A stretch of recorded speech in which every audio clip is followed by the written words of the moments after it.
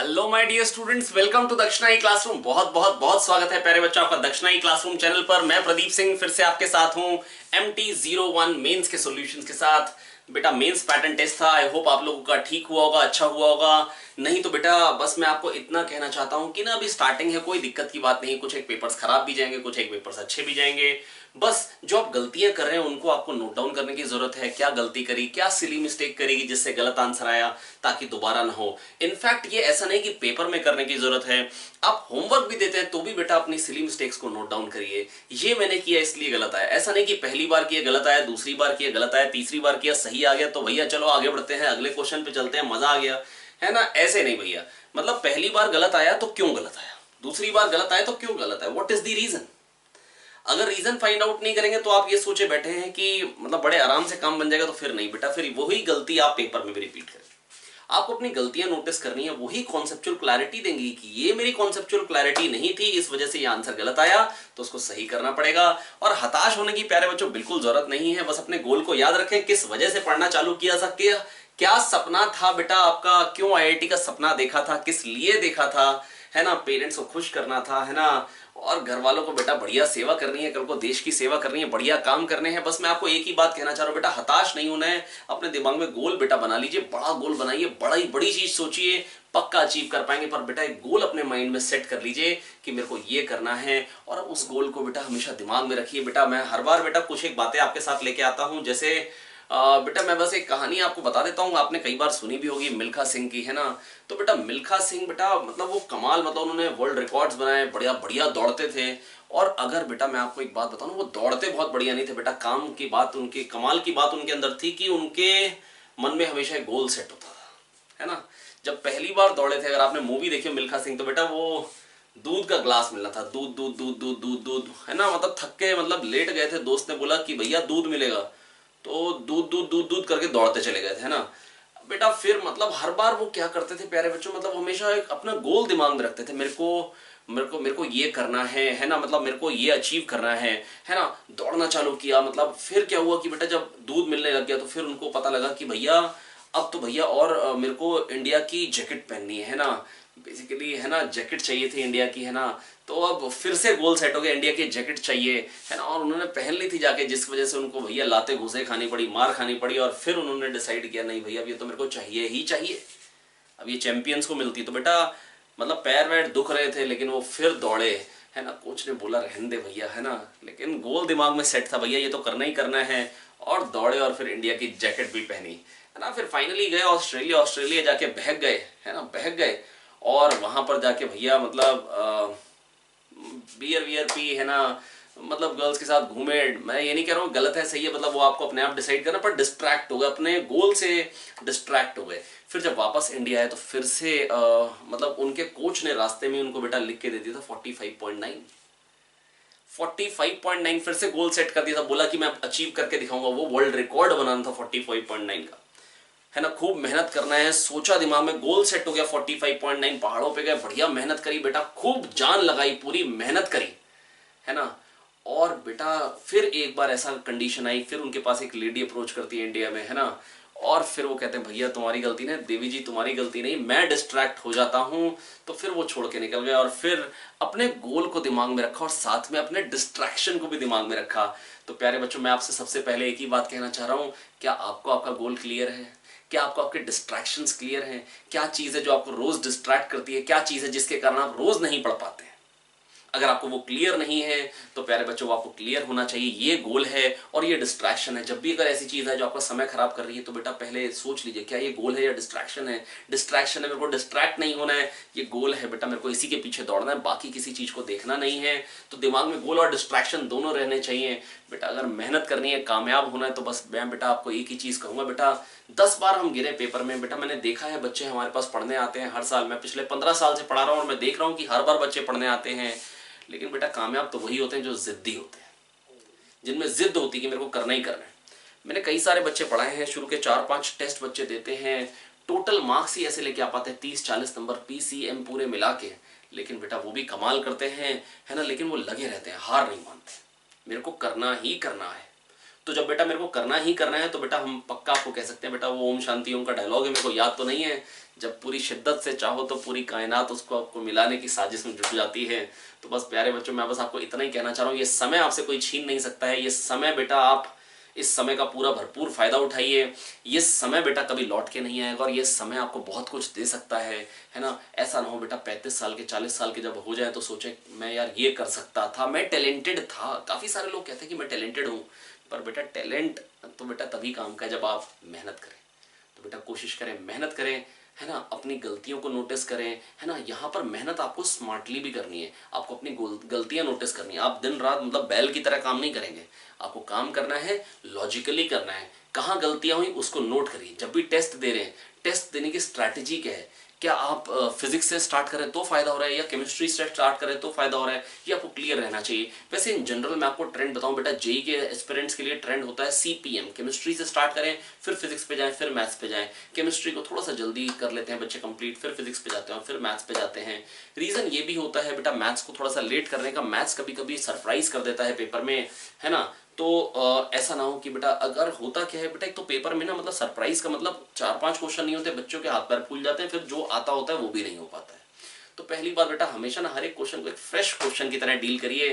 कोई नहीं हो पाए तो कोई दिक्कत की बात नहीं, टारगेट नहीं बनाइए बेटा। जेई की अगर आप तैयारी कर रहे हैं, एडवांस की तैयारी कर रहे हैं, तो एडवांस में तो ऐसा हो सकता है शुरू के 5 क्वेश्चन की आपसे ना बने। तो बेटा अगर उसके बाद अगर आप होपलेस हो जाएंगे फिर तो कोई काम नहीं बनेगा, है ना। तो बेटा आपको हर क्वेश्चन को एक फ्रेश क्वेश्चन की तरह डील करना। केमिस्ट्री से स्टार्ट करिए या फिजिक्स से स्टार्ट करिए पेपर, सीपीएम या पीसीएम, दिस इज मतलब the best strategy according to me, है ना। हो सकता है कि आप एक्सेप्शनल हो मैथ्स में तो फिर आप मैथ्स से स्टार्ट करिए, है ना। तो लेकिन अगर आप एक्सेप्शनल हैं, आपको खुद से आइडिया लग जाएगा क्या करने से आपको फायदा होता है। हालांकि अभी आज आप घर पे पेपर दे रहे हैं, जब आप यहाँ पे आ जाएंगे तो जब यहाँ पे आके आप पेपर्स देंगे तो यहाँ पे एक सिनेरियो, एक मैं कहूँगा कि माहौल अलग होगा। हो सकता है थोड़ा सा प्रेशर हो, है ना। घर पे थोड़ा सा रिलैक्स रहेगा, है ना। जब आप एग्जामिनेशन हॉल में जाते हैं थोड़ा सा प्रेशर होता है, तो बेटा उस प्रेशर वाली सिचुएशन में भी आपको परफॉर्म करना आना चाहिए। और लेकिन सबसे इंपॉर्टेंट बात यही है, आप यही मानिए हमेशा आप घर पे बैठे आराम से पेपर दे रहे हैं, आपको अपनी सीट चाहिए, कितने नंबर चाहिए हल्का सा अंदाजा रहना चाहिए, पर टारगेट नहीं। कई बार पेपर मुश्किल आता है तो बेटा बहुत कम कट ऑफ पे ही सिलेक्शन हो जाता है, जैसे लास्ट ईयर 2019, है ना। अब देखते हैं इस साल कैसा आएगा, मेरे को पता नहीं अभी तो, है ना।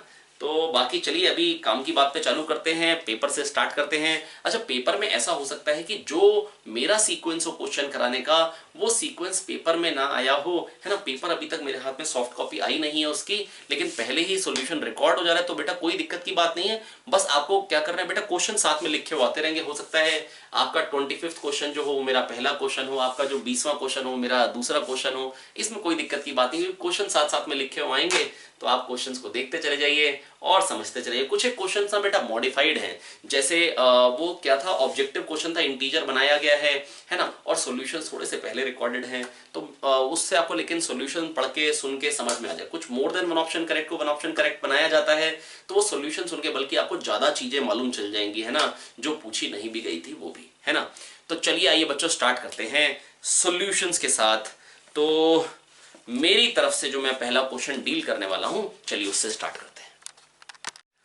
आइए देखते हैं बेटा, जो मेरे हाथ में क्वेश्चंस हैं उसमें क्वेश्चन नंबर 1 जो है वो कह रहा है, a weight can be hung in any of the following 4 ways by string of same type, in which case is the string most likely to break. बेटा देखिए अलग अलग एंगल्स पे टांगे गए हैं, मैं बस आपको इतना ही कहना चाहूंगा। ये चलिए पहले एक फिगर बना लेते हैं, खट से खट खट खट। ये वेट है ना, वेट W है ना, नीचे को लगेगा, है ना। डेफिनेटली बात है बेटा, कोई भी चीज नीचे गिरती है सुबह से लेकर शाम तक। ये T टेंशन इसमें है, इधर T टेंशन यहां पे है, और ये एंगल है सपोज करिए थीटा। T cos थीटा जुड़ जाएंगे और T sin थीटा उड़ जाएंगे। आया, बिल्कुल आया भैया, आएगा कैसे नहीं, ये तो मक्खन बात है बिल्कुल। तो ऊपर को कितना आ गया 2T cos थीटा, क्लियर है, बिल्कुल क्लियर है। T cos theta 2T cos theta equal to W। तो T कितना आ जाएगा W/2 cos थीटा। अब बेटा थीटा बढ़ेगा तो cos थीटा कम होगा, डिनोमिनेटर कम वैल्यू ज्यादा। आया, बिल्कुल आया। तो थीटा बढ़ेगा तो cos थीटा घटेगा। बेटा cos 0 1 cos 90 0, मैंने पढ़ाई है ट्रिग्नोमेट्री, अगर आपको याद हो वही प्रदीप सर है। बेटा थीटा बढ़ेगा तो कॉस थीटा घटता है, याद आ रहा है, बेस घटता है, डिनोमिनेटर घटता है, वैल्यू बढ़ती है, वैल्यू बढ़ जाएगी। आप खुद भी सोच सकते हैं। अब मेरे पास 3 हाथ नहीं तो मैं करके दिखा देता आपको। असल में होता क्या है, जैसे मान लीजिए कि मेरे पास कोई भी चीज हो, जैसे सपोज करिए कि सपोज करिए ये है ना, अब ये ऐसे है ना, और यहां पे बेटा अगर कोई चीज लटका दो इस पे, तो बच्चों मैं बस आपको इतना कहना चाह रहा हूं, जितना एंगल ज्यादा आप रखेंगे ना, आप घर पे करके देखिएगा, ये लिए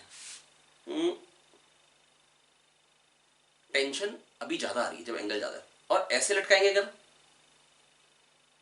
कम है, क्योंकि बेटा ऐसे में ना जितना एंगल ज्यादा हो टेंशन का कंपोनेंट सपोर्ट कर, और जब बिल्कुल ऐसे हो जाए तो बेटा पूरी की पूरी टेंशन ही सपोर्ट कर रही है, तो 2T बराबर W हो जाए, वो कम आएगा टेंशन यहाँ इस केस में ज्यादा, जितना एंगल ज्यादा उतनी टेंशन ज्यादा, है ना।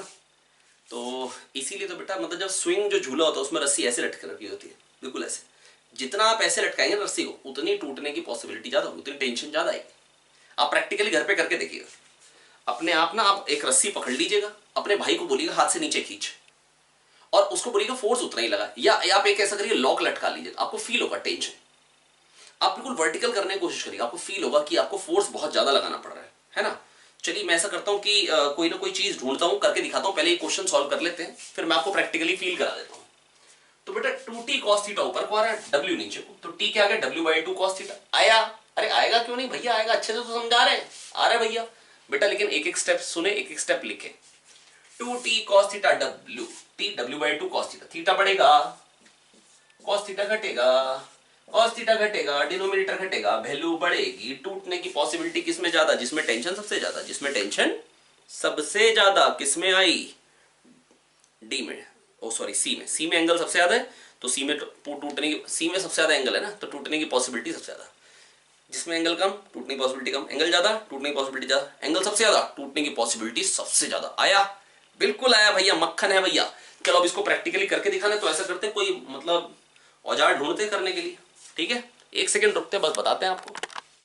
प्यारे बच्चों देखिए, देसी आदमी हमको कुछ अच्छा तो मिला नहीं है, रस्सी भी खराब सी मिली है, ये हमारा एक स्टूल है जिसपे हम बैठ सकते हैं आराम से, है ना, तो इसको हम लटका रहे हैं। अब देखो इस कंडीशन में आप मेरे ना चेहरे के एक्सप्रेशन से आइडिया लगाइए कि मैंने कितना फोर्स लगाया, ठीक है, अभी आराम से बिल्कुल हंस रहे हैं, अब थोड़ा सा लगाना पड़ रहा है, अब मेरे को वर्टिकल लगभग रखने के लिए बहुत ज्यादा, तो जितना मेरे को एंगल इसका बढ़ाना है उतना मेरे को फोर्स ज्यादा लगाना पड़ रहा है, मेरे ना बस की नहीं हो रही है ना, इतनी ज्यादा ताकत लगाते हैं कभी कभी गड़बड़ भी हो सकती है। आप समझ रहे ना मेरी बात, मैं क्या कहना चाह रहा हूं। तो प्यारे बच्चों आई होप मैं आपको समझा पाया, जितना एंगल ज्यादा उतनी टेंशन जो होगी वो ज्यादा होगी, जितना एंगल ज्यादा उतनी टेंशन ज्यादा होगी, जितना एंगल ज्यादा उतनी टेंशन ज्यादा होगी, और टेंशन ज्यादा होगी तो टूटने की पॉसिबिलिटी ज्यादा होगी। आया, बिल्कुल आया, ये हो गया बेटा हमारा पहला क्वेश्चन। चलते हैं अगले क्वेश्चन की तरफ। चलिए प्यारे बच्चों अगले क्वेश्चन की तरफ चलते हैं। अगला क्वेश्चन है, ये मेरे सामने एक चेन लटक रही है और कह रहे हैं tension at the mid point बताना है, इसका वेट W है, बताएं, बिल्कुल बताएंगे भैया, बताएंगे क्यों नहीं, ये रही भैया चेन बुच, और ये अरे अब सही है, थीटा एंगल तक है, थीटा एंगल, बहुत बढ़िया, बहुत बढ़िया, बहुत शानदार। अब यहां टेंशन कितनी होगी T पर, यहां पूछिए ना, तो फिर क्या पंगा ले रहे भाई, सिमेट्रिक है तो यहाँ पे भी टी, और यहाँ मिड पॉइंट पे क्या होगी T', ठीक है। देखो प्यारे बच्चों जैसा आपको मन करे वैसा कर सकते हैं। देखो आधी चेन को कंसीडर कर लीजिए, इसको क्यों लेना है, यहाँ पे टेंशन मान लो T' होगी, दैट इज ये लेफ्ट वाला पार्ट राइट वाले को खींच रहा होगा T', पूरे का वेट अगर W तो आधे का W/2 आया, बिल्कुल आया। अब T cos थीटा इधर को है और T sin थीटा ऊपर को है, T cos थीटा इधर को है और T sin थीटा ऊपर को है, ऊपर को है भैया, ऊपर को है। अब T sin थीटा क्या होगा, W/2, सही है, बिल्कुल सही है, कोई दिक्कत नहीं है, और T cos थीटा क्या होगा, T', खत्म, समाप्त। T की वैल्यू निकालो, यहाँ पे T की वैल्यू निकालो, डालो और T' निकालो, आया, बिल्कुल आया, मक्खन भाई, कोई दिक्कत नहीं है। आप कह सकते हैं 3 फोर्स लग रहे, एक T, एक T' और एक W, जैसे आपको पसंद है बेटा। ऊपर को फोर्स T sin थीटा को W/2 के बराबर की और T cos थीटा को T', खत्म। एक्स डायरेक्शन में नेट फोर्स जीरो, इक्विलिब्रियम का मतलब टोटल फोर्स एक्स डायरेक्शन में भी जीरो, टोटल फोर्स वाई डायरेक्शन में भी जीरो। आया आया, बस यहां से टी की वैल्यू करें W/2 sine theta, W/2 sine theta. अब टी की वैल्यू यहां पे पुट करिए तो क्या आ जाएगा W/2 कॉट थीटा। आया, बिल्कुल आया भैया, कोई दिक्कत नहीं है, कोई दिक्कत नहीं है ना। चलिए, तो ये हो गई एक बात। और अगर मान लीजिए जस्ट आपको अगर ऐसे समझ में आए, मतलब ये ऑप्शनल है, ये वाला जो अल्टरनेट मेथड बता रहा हूं, अगर आप समझ पाए तो बढ़िया बात है, नहीं समझ पाए तो ये एक और मेथड है। एक टेंशन लग रही है इधर, एक टी डैश लग रहा है इधर, टेंशन लग रही है थीटा एंगल पे, W/2 लग रहा है नीचे, इन दोनों का रिजल्टेंट जो होगा वो टी डैश के बराबर ही तो होगा उधर को, और टी डैश मिलकर नेट फोर्स जीरो। बेटा इक्विलिब्रियम मतलब नेट फोर्स जीरो कब होता है, ट्रायंगल बन जाए, ये वेक्टर प्लस ये वेक्टर, ये वेक्टर है ना। बस अब टी डैश निकालना, तो यहां से टेन थीटा ले लेते डायरेक्ट। टेन थीटा क्या था, W/2 T dash, T dash क्या है W/2 टेन थीटा या W/2 कॉट थीटा, मतलब W/2 टेन थीटा या W/2 इंटू कॉट थीटा, तो जैसे आपको पसंद आए, है ना। मतलब ये जस्ट ऑप्शनल है, मतलब मैंने आपको बताया कि एक तरीका ये थोड़ा सा अनकन्वेंशनल है, आपको जो पसंद है आप वैसे कर सकते हैं, ठीक है।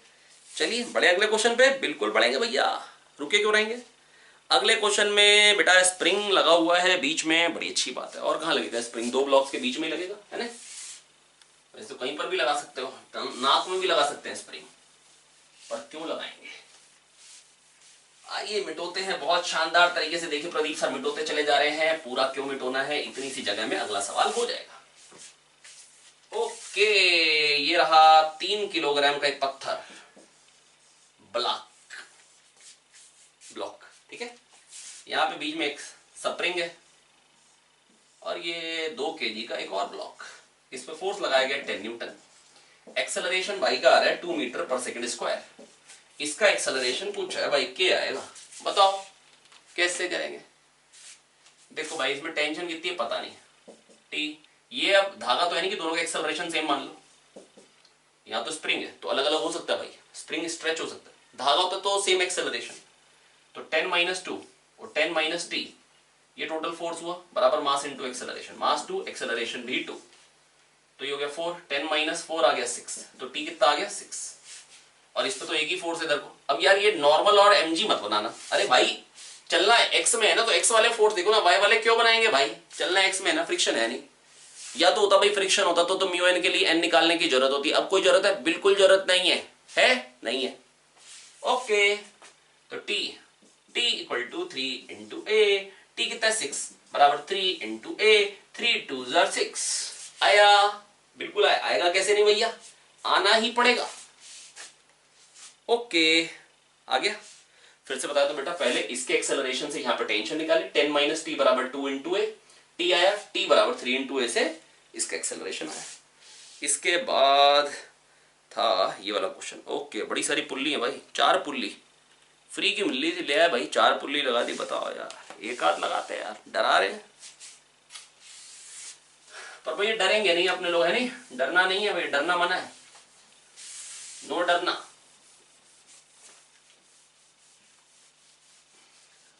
चलिए भैया, ये हमने बोर्ड को बहुत शानदार तरीके से चमका दिया। ओके, क्वेश्चन क्या है प्यारे बच्चों, यहाँ पे पुल्ली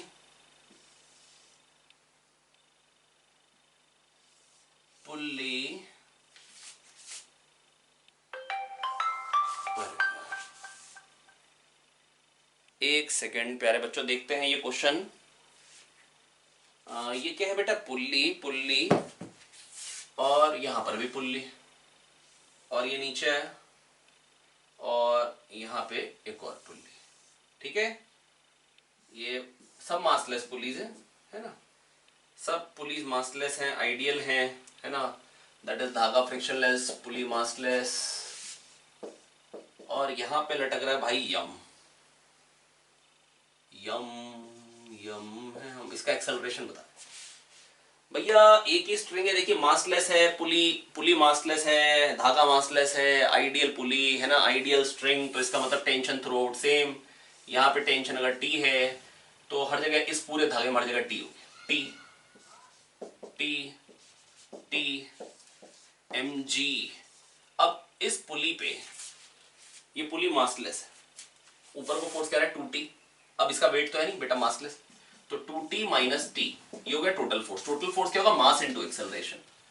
तो 2T माइनस टी कितना हो गया, टी, टी बराबर 0। अच्छा ओके, टेंशन 0, चल हट, तो खाली mg है, mg equal to ma, a आ गया g। बोलो आया, मक्खन है भैया, बिल्कुल सिंपल क्वेश्चन था। कैसा क्वेश्चन, सिंपल भाई। स्ट्रिंग आइडियल है तो टेंशन थ्रू आउट सेम होगी, तो टी टी यहाँ पे टी, तो 2T माइनस टी बराबर 0 इंटू मासलेस पे तो वैसे भी नेट फोर्स 0 होते, क्योंकि नेट फोर्स होता है मास इंटू एक्सेलरेशन। बस टी आ गया 0, टी 0, तो ऊपर को 4 0, mg बराबर ma करेंगे, a आ गया g। आया, बिल्कुल आया भैया, आएगा कैसे नहीं, हो गया। चलिए बढ़ते हैं अगले क्वेश्चन पे, और अगला क्वेश्चन, एक सेकेंड बस प्यारे बच्चों, अगला क्वेश्चन भी निकाल लेते हैं। और ये आ गया मेरे सामने अगला क्वेश्चन। यहां पर कह रहे हैं string of negligible mass going over a clamped pulley of mass small m supports a block of mass capital M as shown in the figure. ठीक है भाई, एक सेकंड जरा पहले रब कर लेते ताकि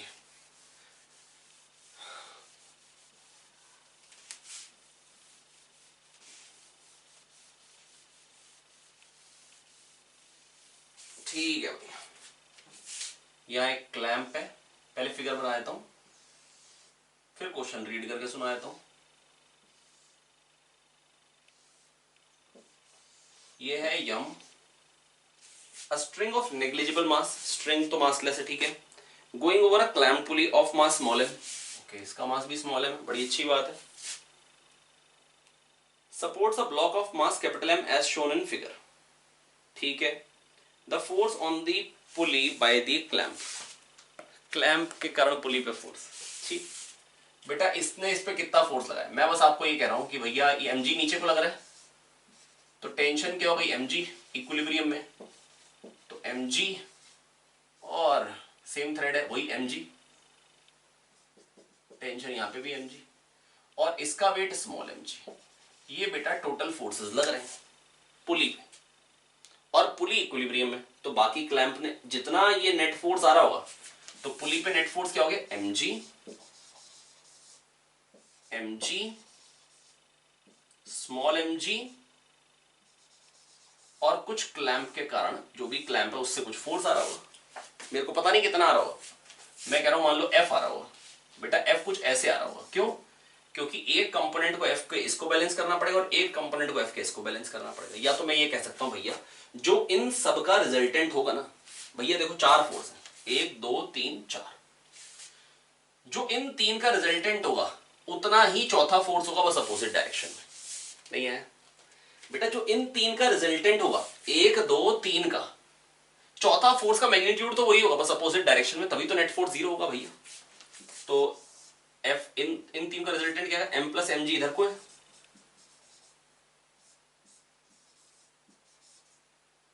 ये fy square plus fx square, क्योंकि परपेंडिकुलर है तो डायरेक्टली बेटा बस squaring and adding and under root लेना, तो fx स्क्वायर प्लस fy का स्क्वायर का अंडर रूट हो जाएगा बेटा। अगर दो वेक्टर्स होते हैं बेटा परपेंडिकुलर होते हैं तो under root a square plus b square होगा ना रिजल्टेंट। बस इनका जो रिजल्टेंट आएगा, इन 3 का मिला के जो रिजल्टेंट आएगा उतना ही f होगा, बस अपोजिट डायरेक्शन में। ये f की वैल्यू आ गई, खत्म। और ये कौन सा क्वेश्चन, कौन सा ऑप्शन है भैया, देखते हैं। ये हो गया प्यारे बच्चों m प्लस m का स्क्वायर और कैपिटल M का स्क्वायर चाहिए था, जो कि है ऑप्शन डी, जो कि कौन सा ऑप्शन है, ऑप्शन डी। आई होप बच्चों मैं आपको समझा पाया हूं, कोई दिक्कत नहीं है भैया। दिक्कत क्यों होगी भैया, सिंपल सिंपल क्वेश्चन है, सिंपल सिंपल सॉल्यूशन है बेटा। आप बस एक बार ना खुद से भी करते चले जाएं। m प्लस mg नीचे को है बेटा, fy जो आया इसको छोड़ के वो आया m प्लस mg, और fx जो आया क्लैम्प के फोर्स को छोड़ के वो आया कैपिटल mg बेटा। इनका रिजल्टेंट क्या है, under root fx square plus fy square है ना, g स्क्वायर बाहर ले जाके g भी बना सकते हैं। बस बेटा जो इन सबका रिजल्टेंट होगा इधर को उतना ही तो क्लैंप ने फोर्स लगाया होगा अपोजिट डायरेक्शन में, तभी तो बेटा नेट फोर्स 0 हुआ होगा और बॉडी इक्विलिब्रियम में आई होगी। हाँ कि ना? हाँ सर। चलिए तो प्यारे बच्चों, चलिए बढ़ते हैं अगले सवाल की तरफ। अगला सवाल, ओके पहले मिटो देते हैं। अगला क्वेश्चन, कुछ स्प्रिंग कांस्टेंट निकलवाना चाह रहे हैं। मेरे सामने आ गया एक इंटीजर टाइप क्वेश्चन। कौन सा type question? Integer type question. यहां कह रहे हैं बेटा एक फिजिसिस्ट है, okay Pradeep sir, a physicist hanged a cylindrical shaped container of base area 100 centimeter square to a spring. Okay, एक फिजिसिस्ट ने क्या किया बेटा, एक सिलेंड्रिकल कंटेनर को टांग दिया एक स्प्रिंग से। बड़ी अच्छी बात है। यो रहा कंटेनर और इसको भैया हमने टांग दिया किसी स्प्रिंग से। अब कह रहे हैं he slowly poured water into the container. Container में पानी डाल। अरे भाई कोई कोल्ड ड्रिंक डाल भाई, कोई इंटरेस्ट ना रहा हमको इसमें। He slowly poured water into the container, okay, and found that the surface of water remained at the same level with respect to ground. अच्छा, पानी डाल रहे हैं तो लेवल पानी का बढ़ ही नहीं रहा। यहां तक है ना, मतलब पानी का लेवल कंटेनर में तो पानी बढ़ रहा है, ऐसा नहीं कि कंटेनर में छेद, लेकिन उतना ही नीचे आ जा रहा है। अच्छा, तो कह रहे बताओ स्प्रिंग कांस्टेंट क्या है, और कह रहे स्प्रिंग कांस्टेंट 10x+1 है। तो बताओ x क्या है? इंटीजर टाइप है ना, इसलिए यक्स वक्स है ना। चलो आओ अपने बताते हैं आपको बेटा। 100 सेंटीमीटर स्क्वायर बेस एरिया, तो बेटा जितना पानी डालेंगे ना, अगर x लेंथ का पानी डालेंगे तो ये x ही नीचे आ जाएगा। बेटा देखो मेरी बात सुनो, टेंशन होती है kx और increase in tension delta T क्या होती है? ओ यार क्या लिख रहे हो भाई, डेल्टा टी, दोनों तरफ डेल्टा टी क्या होगा? k delta x। आया नहीं आया? या तो आप कह ले t1 इक्वल टू kx1, और मान लो बाद में टेंशन बढ़ गई t2 इक्वल टू kx2। अब डिफरेंस ले लो, t2 माइनस t1 क्या हो जाएगा? Delta T increase in tension बराबर k into increase in elongation. अब सोचो बेटा, अगर डेल्टा x लेंथ का आपने पानी डाला तो डेल्टा x से ही स्प्रिंग इलोंगेट होना चाहिए। तो इंक्रीज इन टेंशन क्या आएगी? 100 इंटू 10 की पावर -4, ये एरिया हो गया मीटर स्क्वायर में, into delta x, area into height, ये हो गई वॉल्यूम, वॉल्यूम इंटू डेंसिटी, ये हो गया मास, इंटू जी, ये हो गया वेट, इंटू जी, ये क्या हो गया? वेट। और जितना वेट है इसका, नहीं है बेटा, देखो 100 इंटू 10 की पावर -4, ये हो गया एरिया, एरिया इंटू जो पानी भर गया, ये हो गई volume, volume into density mass into g weight. जितना वेट है, जितना एक्स्ट्रा वेट आया, जितनी एक्स्ट्रा टेंशन आई, बस extra tension equal to k delta x, extra force is k delta x, बस डेल्टा x को काट दीजिए और ये क्या आ जाएगा भैया? ये 4 जीरो कटने, 1 2 3 4, तो k कितना आ गया? 100। ओके, k को 100 पुट करो, फिर 1 जीरो काटो, x+1 10, तो x क्या आ जाएगा? 9। नहीं आया बेटा? बेसिक है कि पानी का लेवल ना वही रह रहा है, तो जितना आप लेंथ का पानी डाल रहे हो उतना ही स्प्रिंग इलोंगेट हो जा रहा है। तो x लेंथ के पानी का जो वजन होगा ना, है ना, वही kx के बराबर होगा। वो x लेंथ का पानी उसको x से ही खींच दे रहा है स्प्रिंग को। तो x लेंथ के पानी का वजन निकाला पहले हमने, एरिया मीटर स्क्वायर में निकाला पहले, है ना, इंटू डेल्टा x किया, ये क्या आ गया प्यारे बच्चों? ये आ गया वॉल्यूम जो पानी की डाली, वॉल्यूम इंटू डेंसिटी से ये आ गया मास, इंटू जी से आ गया वेट। ठीक है, डेल्टा x को थोड़ा सही से लिख देते हैं। मैं फिर से बता रहा हूं, 100 इंटू 10 की पावर -4, ये एरिया हो गया, एरिया इंटू जो पानी डाला, ये हुई volume, volume into density mass into g weight. और जितना ये वेट आपने लटकाया, कह रहे डेल्टा x जब लेंथ डाल रहे तो डेल्टा x से ही स्प्रिंग इलोंगेट हो जाए, बस k डेल्टा x के बराबर कर दिए। डेल्टा x को काटिए, k को निकाला 100 और k को 10x+1 के बराबर करिए, x आ जाएगा 9। बिल्कुल ही सिंपल है भैया, कोई दिक्कत नहीं है। चलिए बढ़ा जाए आगे के सवालों पर, ठीक है, एक एक करके आगे के सवाल भी देखते हैं, लेकिन ध्यान से बेटा समझते चले जाएं। जो जो आप समझ रहे हैं ना, नोट करते चलिए, बिना नोट करे कोई फायदा नहीं होगा, है ना, टाइम पास नहीं करना है, ठीक है। ये है क्वेश्चन नंबर 1। यहां पर कह रहे हैं एक आदमी 10 मीटर पर सेकंड से दौड़ रहा है और देखता है रेन वर्टिकली डाउन उसको आती हुई दिखाई दे रही है, और जब उसने अपनी स्पीड 15 कर ली तो उसको दिखाई देता है रेन 45 डिग्री एंगल पे आ रही है वर्टिकल से। बेटा अगर आदमी को दिख रहा है रेन उसकी तरफ आ रही है, बेटा अगर सपोज करो आप बॉल कैच करने के लिए दौड़ रहे हो, आपको फील होगा बॉल आपकी तरफ आ रही, तभी तो आप बॉल को कैच कर पाओगे।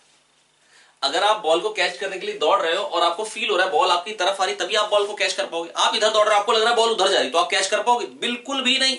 आप इधर दौड़ रहे हो, आपको लग रहा है बॉल उधर जा रही है, कैच कर पाओगे? नहीं भाई। आप तो तभी कर पाओगे जब आपको फील होगा आपकी तरफ आ रही है।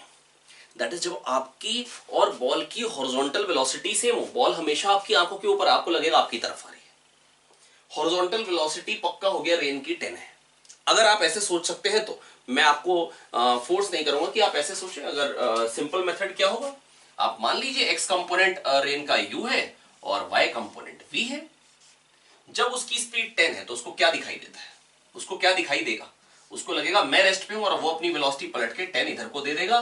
Now he feels rain is coming down. इसका मतलब u और 10 कैंसिल हो गए, मतलब u और 10 बराबर होंगे, तभी कैंसिल हो गए। Correct and correct? करेक्ट। अब 10 रफ्तार है, u पता लग गया 10, v अभी भी नहीं पता, ये तो बताना पड़ेगा भैया। यही पूछा है भैया, कह रहे हैं कि बताओ velocity of rain with respect to ground, speed of rain with respect to ground. जब 15 कर लेगा तो क्या दिखाई देगा उसको? वो कहेगा भैया हम तो रेस्ट पे हैं, हम अपनी वेलोसिटी पकड़ के दुनिया को अपोजिट डायरेक्शन में दे देंगे। 15 माइनस 10 क्या हो जाएगा? 5। अब 5 इधर हो गई वेलोसिटी और v नीचे, और उसको दिखाई दे रही है 45 डिग्री एंगल पे। बेटा रिलेटिव मोशन तो यही होता है ना, अपनी वेलोसिटी अपना एक्सेलरेशन पकड़ के दुनिया को अपोजिट डायरेक्शन में दे दो। बेटा हम आगे जाते हैं, हमको लगता है रोड पीछे जा रही है, दैट इज हम अपनी वेलोसिटी रोड को पीछे को दे देते हैं। ठीक है, तो v और ये 5, तो रिजल्टेंट क्या देगा? ये खत्म 45 डिग्री। अब ये 45 है तो tan 45 क्या देगा? 5/v। बेटा ये 90 है, ये 45 है, ये भी 45 है ना। आप कह सकते हैं आइसोसेलेस v और 5 बराबर हुए, नहीं तो आप कह दीजिए tan 45 is equal to 5 upon v। तो यहां से v क्या आ जाएगा? 5। अच्छा, तो v आ गया 5 और u है 10। तो स्पीड क्या हो गई? वेलोसिटी हो गई ये 10 x डायरेक्शन में और 5 y डायरेक्शन में। तो रिजल्टेंट क्या आ जाएगा बेटा? Speed that is magnitude of velocity क्या हो जाएगा? √10 square plus 5 square, that is √125। 10 square 100, 5 square 25, 125, 5√5। That is option कौन सा हो गया करेक्ट बेटा? ऑप्शन हो गया सी। नेक्स्ट क्वेश्चन फिर से रिलेटिव मोशन का है, बहुत ही आसान है। अगर आपने थोड़ा सा थ्योरी पे ध्यान दिया होता तो थ्योरी में ऐसी चीजें बहुत कायदे से बताई जाती हैं, है ना। अगर आप पेपर में नहीं कर पाए थे बेटा, थोड़ी थ्योरी ध्यान से देखनी पड़ेगी, आपको नोट्स अच्छे बनाने पड़ेंगे थ्योरी के, ताकि आप बड़े आराम से क्वेश्चंस करते चले जाएं। पेपर में आपको बिल्कुल दिक्कत नहीं आएगी अगर हमारी थ्योरी हमको क्लियर है। आइए बढ़ते हैं क्वेश्चन नंबर 2 की ओर। क्वेश्चन नंबर 2 क्या कह रहा है प्यारे बच्चों? 10 वेलोसिटी इधर है।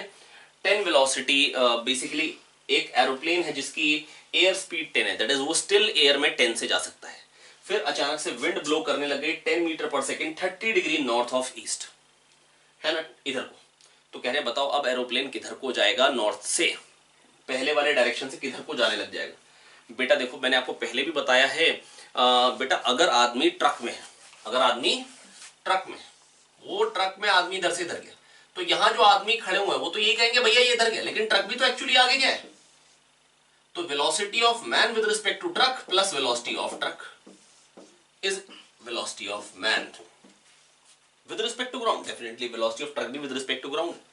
तो velocity of man with respect to truck plus velocity of truck is velocity of man. Similarly velocity बेटा, अगर आपने कई बार देखा होगा बर्ड को सीधे जाना होता है लेकिन ऐसे जा रही होती है, मुंह ऐसे करके जा रही होती, थोड़ा टेढ़े करके, और उड़ ऐसे रही होती। क्यों? क्योंकि बेटा एयर उसको इधर ले जा रही है, वो जाना इधर चाह रही है, एयर इधर ले जा रही है। तो टोटल वेलोसिटी क्या होती है? Velocity of bird with respect to air plus velocity of air, this is velocity of bird.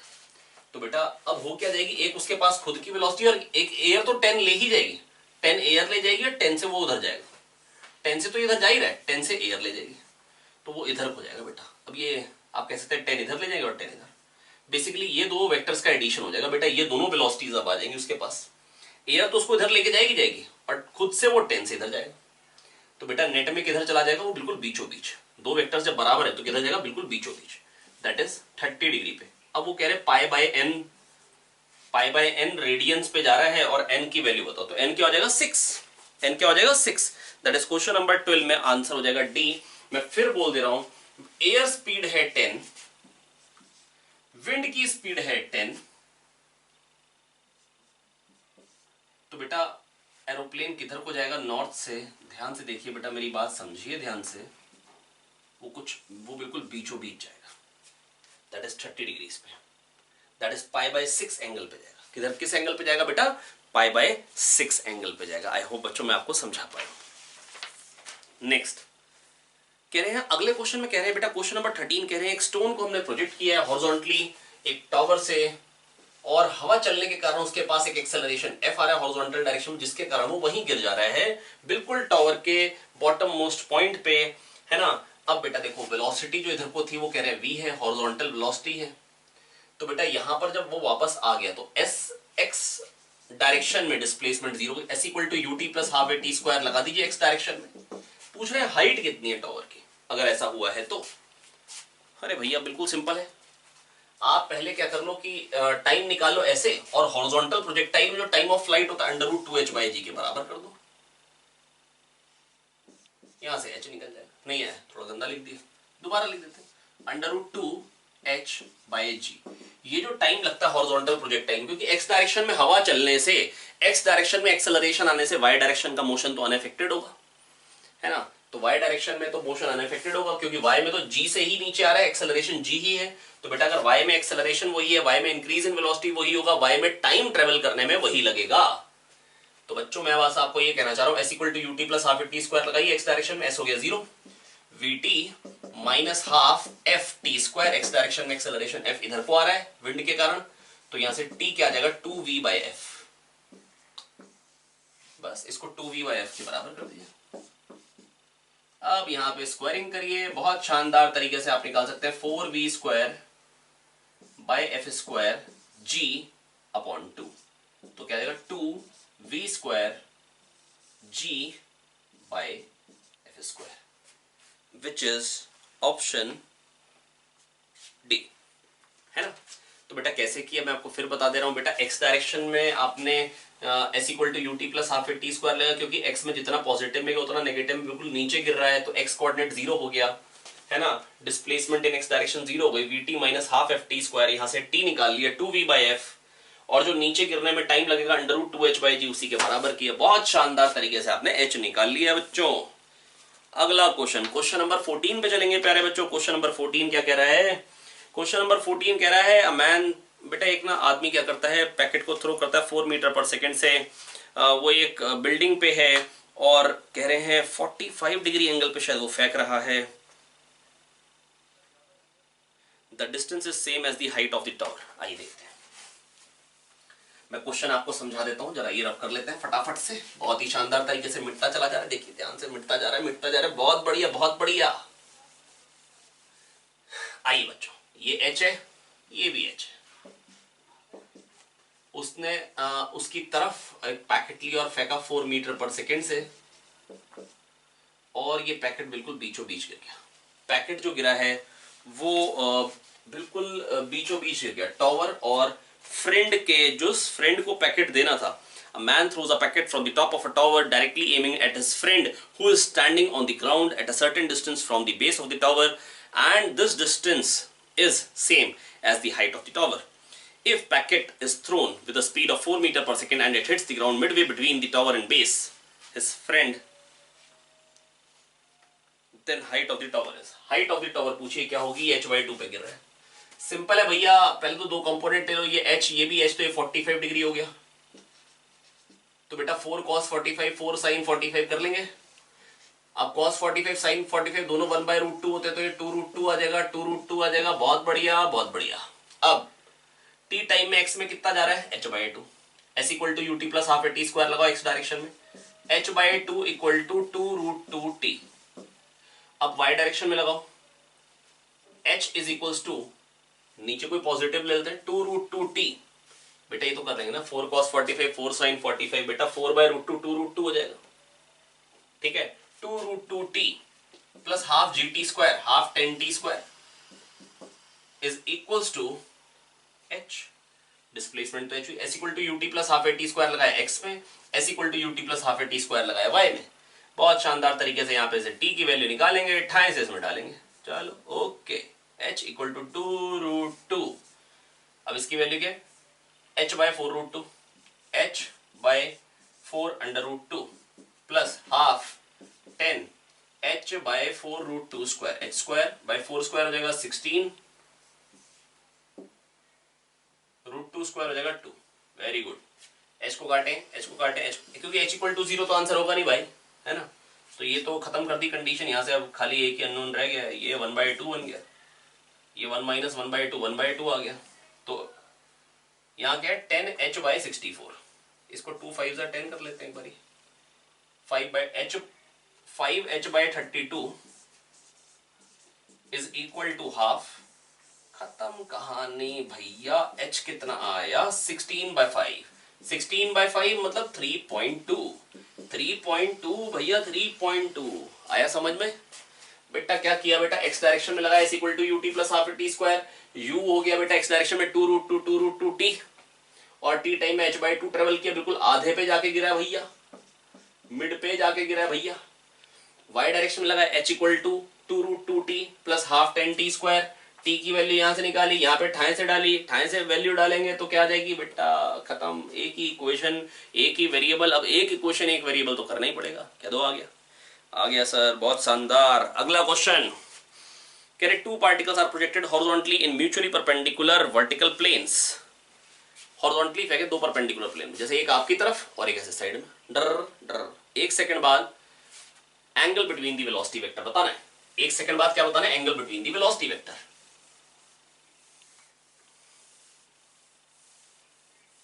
आइए देखते हैं, कोशिश करते हैं बताने की 1 सेकंड बाद angle between the velocity vector. सोच के देखो बेटा, ये हॉरिजॉन्टल प्लेन है ना। अब बेटा मैं तीनों एक्सेस इकट्ठे नहीं दिखा पाऊंगा, है ना, अपने इतने जादूगर नहीं है, कोशिश करेंगे समझने की। मान लो इधर भी, अब इधर भी 10 से फेंका है और इधर भी 10 से फेंका है, और ग्रेविटी अंदर को है। आप समझ रहे, 10 से इधर को फेंका, 10 से इधर को, एक एक्स एक वाई, और ग्रेविटी नीचे को है ना। प्लस जेड ऊपर है, ये एक्स एक्सिस है, ये वाई एक्सिस है। अब बेटा ये तो हॉरिजॉन्टल डायरेक्शन है, इस डायरेक्शन में तो वेलोसिटी चेंज होगी नहीं, तो वेलोसिटी ऑफ एक्स क्या हो जाएगी 1 सेकंड बाद, 10i cap minus 10k cap. क्यों, क्योंकि ग्रेविटी तो अंदर को है ना। आप मेरी बात समझिए, 10i कैप, ये x ये y ये z, तो 10i कैप जो इधर को है 10, वो तो वही रहेगी, और g तो नीचे को है ही ना, वो तो 1 सेकंड में 10 वेलोसिटी तो इधर को बढ़ेगी ना, तो 10i cap minus 10k cap. और वेलोसिटी जो y के अलोंग फेंका है, अच्छा इस पार्टिकल का नाम कुछ देना चाहिए था, कोई बात नहीं, इस पार्टिकल का नाम भी x है, इसका नाम भी y है, तो vy क्या हो जाएगी बेटा, इसकी जो 10 इधर थी वो तो इधर रहेगी 10j कैप। बेटा जो 10j कैप है वो तो इधर रहेगी, साथ में 10 नीचे को भी आ जाएगी, तो 10 इधर को 10 इधर को, कुछ ऐसे जाने लगे, ब्रर 10j cap minus 10k cap. अब कह रहे हैं इन दोनों में एंगल बताओ। भाई देखते ही बता सकते हैं 60 डिग्री एंगल है, हर साल यही आता है एंगल, है ना। चलिए तो मजाक की बात है, कैसे निकालते हैं बेटा एंगल, दो वेक्टर के बीच में, a vector dot b vector is mod a mod b cos theta, cos theta निकाल लो। अब a vector dot b vector क्या आएगा, i dot j 0, i dot k 0, k dot j 0, k dot k 100 आ गया। अब mod a क्या रहा है 10√2, mod b क्या है 10√2, 10√2, 10√2 cos थीटा। बहुत शानदार, 2 0 कटे, √2 1/2 cos थीटा हाफ। और वही आ गया जो मैंने बोला था, आना ही पड़ेगा भैया, हर साल यही आता है। आ गया समझ में, आ गया सर, बहुत शानदार। अगला क्वेश्चन, क्वेश्चन नंबर 16, क्या कह रहा है बच्चों ये क्वेश्चन, कह रहे हैं एक्स प्लेन बाउंड्री है भैया, बहुत बढ़िया। कह रहे लाइट आ रही, क्या आ रही है, लाइट, लाइट आ रही है, लाइट रे आ रही है, बड़ी अच्छी बात है। रिफ्रैक्शन का क्वेश्चन आ गया है, ऑप्टिक्स के वैसे ही क्वेश्चन कम आ रहे हैं, आ रहा है तो खुशी मिल रही है। चलो प्रैक्टिस हो जाएगी हमारी भी, करते हैं भैया। क्वेश्चन नंबर 16 ध्यान से देखेंगे, समझने की कोशिश करेंगे। प्यारे बच्चों कोशिश करिए, तरीके डेफिनेटली डिफरेंट मिल रहे हैं, पर अगर आप इनको एब्जॉर्ब कर जाते हैं तो डेफिनेटली यही आपको तरक्की भी कराएंगे। आपको जितने मेथड्स मिल जाए बेटा, आपका दिमाग ओपन अप हो जाता है। ऐसा नहीं कि मेरा मेथड है तरक्की कराएगा, आपको डिफरेंट मेथड्स होने चाहिए आपके पास। जितने ज्यादा मेथड्स उतने ज्यादा आपका दिमाग ओपन अप होगा, उतना अच्छा आप सोच पाएंगे। तो बेटा कभी भी नया मेथड मिले तो रेजिस्ट नहीं करना है कि नहीं मेरे को तो वही मेथड यूज करना है। नया मेथड यूज करिए, देखिए कि क्या हम इसको भी सीख पा रहे हैं, और सीख पा रहे हैं तो बहुत ही शानदार बात है, आपका दिमाग डेवलप होगा, है ना। चलिए आइए देखते हैं। बेटा कह रहे हैं एक y ग्रेटर देन 0 वाला मीडियम है जहां पर रिफ्रैक्टिव इंडेक्स है म्यू, और y लेस देन 0 वाले में रिफ्रैक्टिव इंडेक्स है 1। ठीक है भैया, यहां पर म्यू क्या है पता नहीं, यही निकालना है। और जो इंसिडेंट रे आ रही है ऊपर मीडियम अलग है नीचे अलग, आई कैप माइनस √3 जे कैप, आई कैप इधर 1 इधर और ये √3। अच्छा ऐसे आ रही भाई, समझ में आ गया। अगर ये 1 है ये √3 है तो ये एंगल क्या हो गया 60। tan थीटा होता है perpendicular upon base, tan theta √3, theta 60, तो कह रहे हैं 60 डिग्री पे आ रही है। नहीं आया समझ में? मैं फिर बोल दे रहा हूँ, आई कैप माइनस √3 जे कैप कुछ ऐसे आ रही है ना, ये √3 है और ये 1 है, ऐसे आ रही है बेटा। तो ये एंगल हो गया 60, तो ये कितना हो गया 30। तो मैं कह सकता हूँ जो रे आ रही है वो यहाँ से 30 डिग्री एंगल पे आ रही है नॉर्मल से। बहुत शानदार। और कह रहे हैं रिफ्लेक्टेड और रिफ्रैक्टेड के बीच में एंगल 90। चलो बनाओ रिफ्लेक्टेड। भैया ये रिफ्लेक्ट हो गई और ये रिफ्रैक्ट हो गई, ये 90। अब ये रिफ्लेक्टेड तो सेम एंगल पे जाती है, ये 30 तो ये 60 फिर ये 30, क्योंकि 90 है एंगल। ये क्या है, अब ये 60 हो गया। अब बताना है भैया कि म्यू कितना है, नीचे 1 है ऊपर म्यू है, तो mu into sine 30, Snell's law की माला जपेंगे, म्यू इंटू साइन 30 बराबर 1 इंटू साइन 60। बोलो आया। तो म्यू कितना आ जाएगा, ये 1/2, ये √3/2 नहीं है। ओह ओह हाँ, म्यू इंटू साइन 30 1/2, ये √3/2, 2 कटे तो म्यू कितना आ गया √3। कर लेंगे ना यार, ये 1/2 ये √3/2, 2 की झंड हो जाएगी, म्यू आ जाएगा √3। बोलो आया। आया सर, बहुत शानदार। अरे आ रहा है भैया समझ में आ रहा है, बहुत बढ़िया।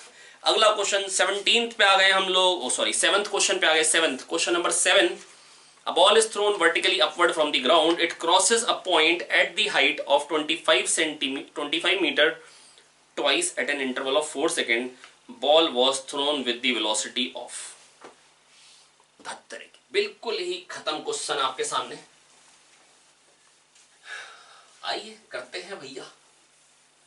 कह रहे हैं 25 मीटर्स।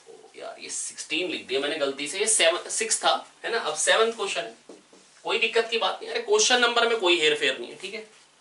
7th क्वेश्चन, ये क्या है प्यारे बच्चों, ये एक बॉल है, जब 25 मीटर पे पहुंचती है बेटा, यहां से जाती है और यहां से फिर वापस आती है 4 सेकंड। कितने टाइम में, 4 सेकंड। 2 सेकंड ऊपर जाने में टाइम लगा होगा, 2 सेकंड नीचे, क्योंकि जितना ऊपर जाने में टाइम लगता है उतना ही नीचे आने में टाइम लगता है, ठीक है। और टॉप मोस्ट पॉइंट पे वेलोसिटी क्या होती है 0, तो 2 सेकंड बाद क्या हो जाएगी 20। 1 सेकंड में 10 से बढ़ती है, 2 सेकंड में 20 से नहीं है। इतनी देर से बताया जा रहा है भैया 1 सेकंड में 10 से बढ़ती है, 2 सेकंड में 20 से, तो यहाँ पर भी 20 रहेगी। सेम हाइट पे पार्टिकल 2 बार होता है, दोनों बार रफ्तार बराबर होती है, स्पीड बराबर होती है। क्यों? अरे भैया उसी हाइट पे पोटेंशियल एनर्जी वही, तो काइनेटिक भी वही। नहीं आया भैया, वहीं से वहीं पे आ गए ना, काइनेटिक एनर्जी वही हो जाएगी। बहुत शानदार। अब ये 20 है तो 25 मीटर पे ये वेलोसिटी है ना। अब यहाँ पे क्या होगी वेलोसिटी, लगा दो भैया v² = u² + 2as, v² = u² + 2as। बहुत शानदार। v² निकालना है भैया, एक तो अननोन होना ही चाहिए ना, इनिशियल वेलोसिटी पता है यहाँ पे 20 स्क्वायर हो जाएगा 400। मेरी कैलकुलेशन बहुत स्ट्रांग है। 2as 2a हो गया 10, सब कुछ नीचे पॉजिटिव ले लिया चलेगा। डिस्प्लेसमेंट कितनी हो गई 25 2 ज़ा 50, 50 × 10 500, 500 400 900, 900 का अंडर रूट 30, 900 का अंडर रूट क्या होता है 30, नहीं है। तो यहाँ वेलोसिटी क्या होगी प्यारे बच्चों 30। बोलो आया। नहीं आया? आया सर। देखो मैं तो ओरली बताया था, मेरे को ये इक्वेशन नहीं लगानी पड़ती, पता नहीं अपने दिमाग में क्लिक कर जाती है चीजें। मैं आपको बताता हूँ कैसे क्लिक करती है। यहाँ 20 है वेलोसिटी, 1 सेकंड बाद 30 होगी, एवरेज होगी 25। नहीं आया? तो 1 सेकंड में 20 से 30 ट्रेवल कर लेगा, 20 30 एवरेज होगी 25, तो 1 सेकंड में ट्रेवल क्या करेगा 25, तो 1 सेकंड में नीचे आने वाला है ना। अगर आपको मतलब ऐसे क्लिक कर जाए, नहीं क्लिक करे तो मतलब अगर आपने मेरा पिछला वीडियो नहीं देखा पेपर 1 का और साथ में PT1 मेंस का, तो मतलब आपको ये तरीके नहीं क्लिक करेंगे है ना। और अगर क्लिक कर जाए तो बहुत ही अच्छी बात है, बहुत ही शानदार बात है। चलिए बढ़ते हैं अगले क्वेश्चन की तरफ। बेटा AS ग्राफ के नीचे का एरिया क्या देता है आपको, v² - u²/2। मैं आपको बता देता हूँ। सपोज करो ये AS ग्राफ है ना, तो AS ग्राफ ये छोटा सा जो एरिया आएगा बेटा वो ADS आएगा। ये छोटे छोटे जो एरिया है ADS ये क्या दे रहे हैं, बेटा v dv बाई ds को भी एक्सेलरेशन बोलते हैं, तो v dv हो जाएगा ads, इसको आप इंटीग्रेट कर देंगे, है ना। ads जो है बेटा वो छोटा सा एरिया, तो ये आ गया total area under S graph, और ये क्या बन जा रहा है बेटा, इंटीग्रेट करेंगे तो बेटा इनिशियल वेलोसिटी u थी, फाइनली v हो गई, तो ये बन जाएगा v square minus you square by two, v square minus you square by two. I hope मैं आपको समझा पाया हूं।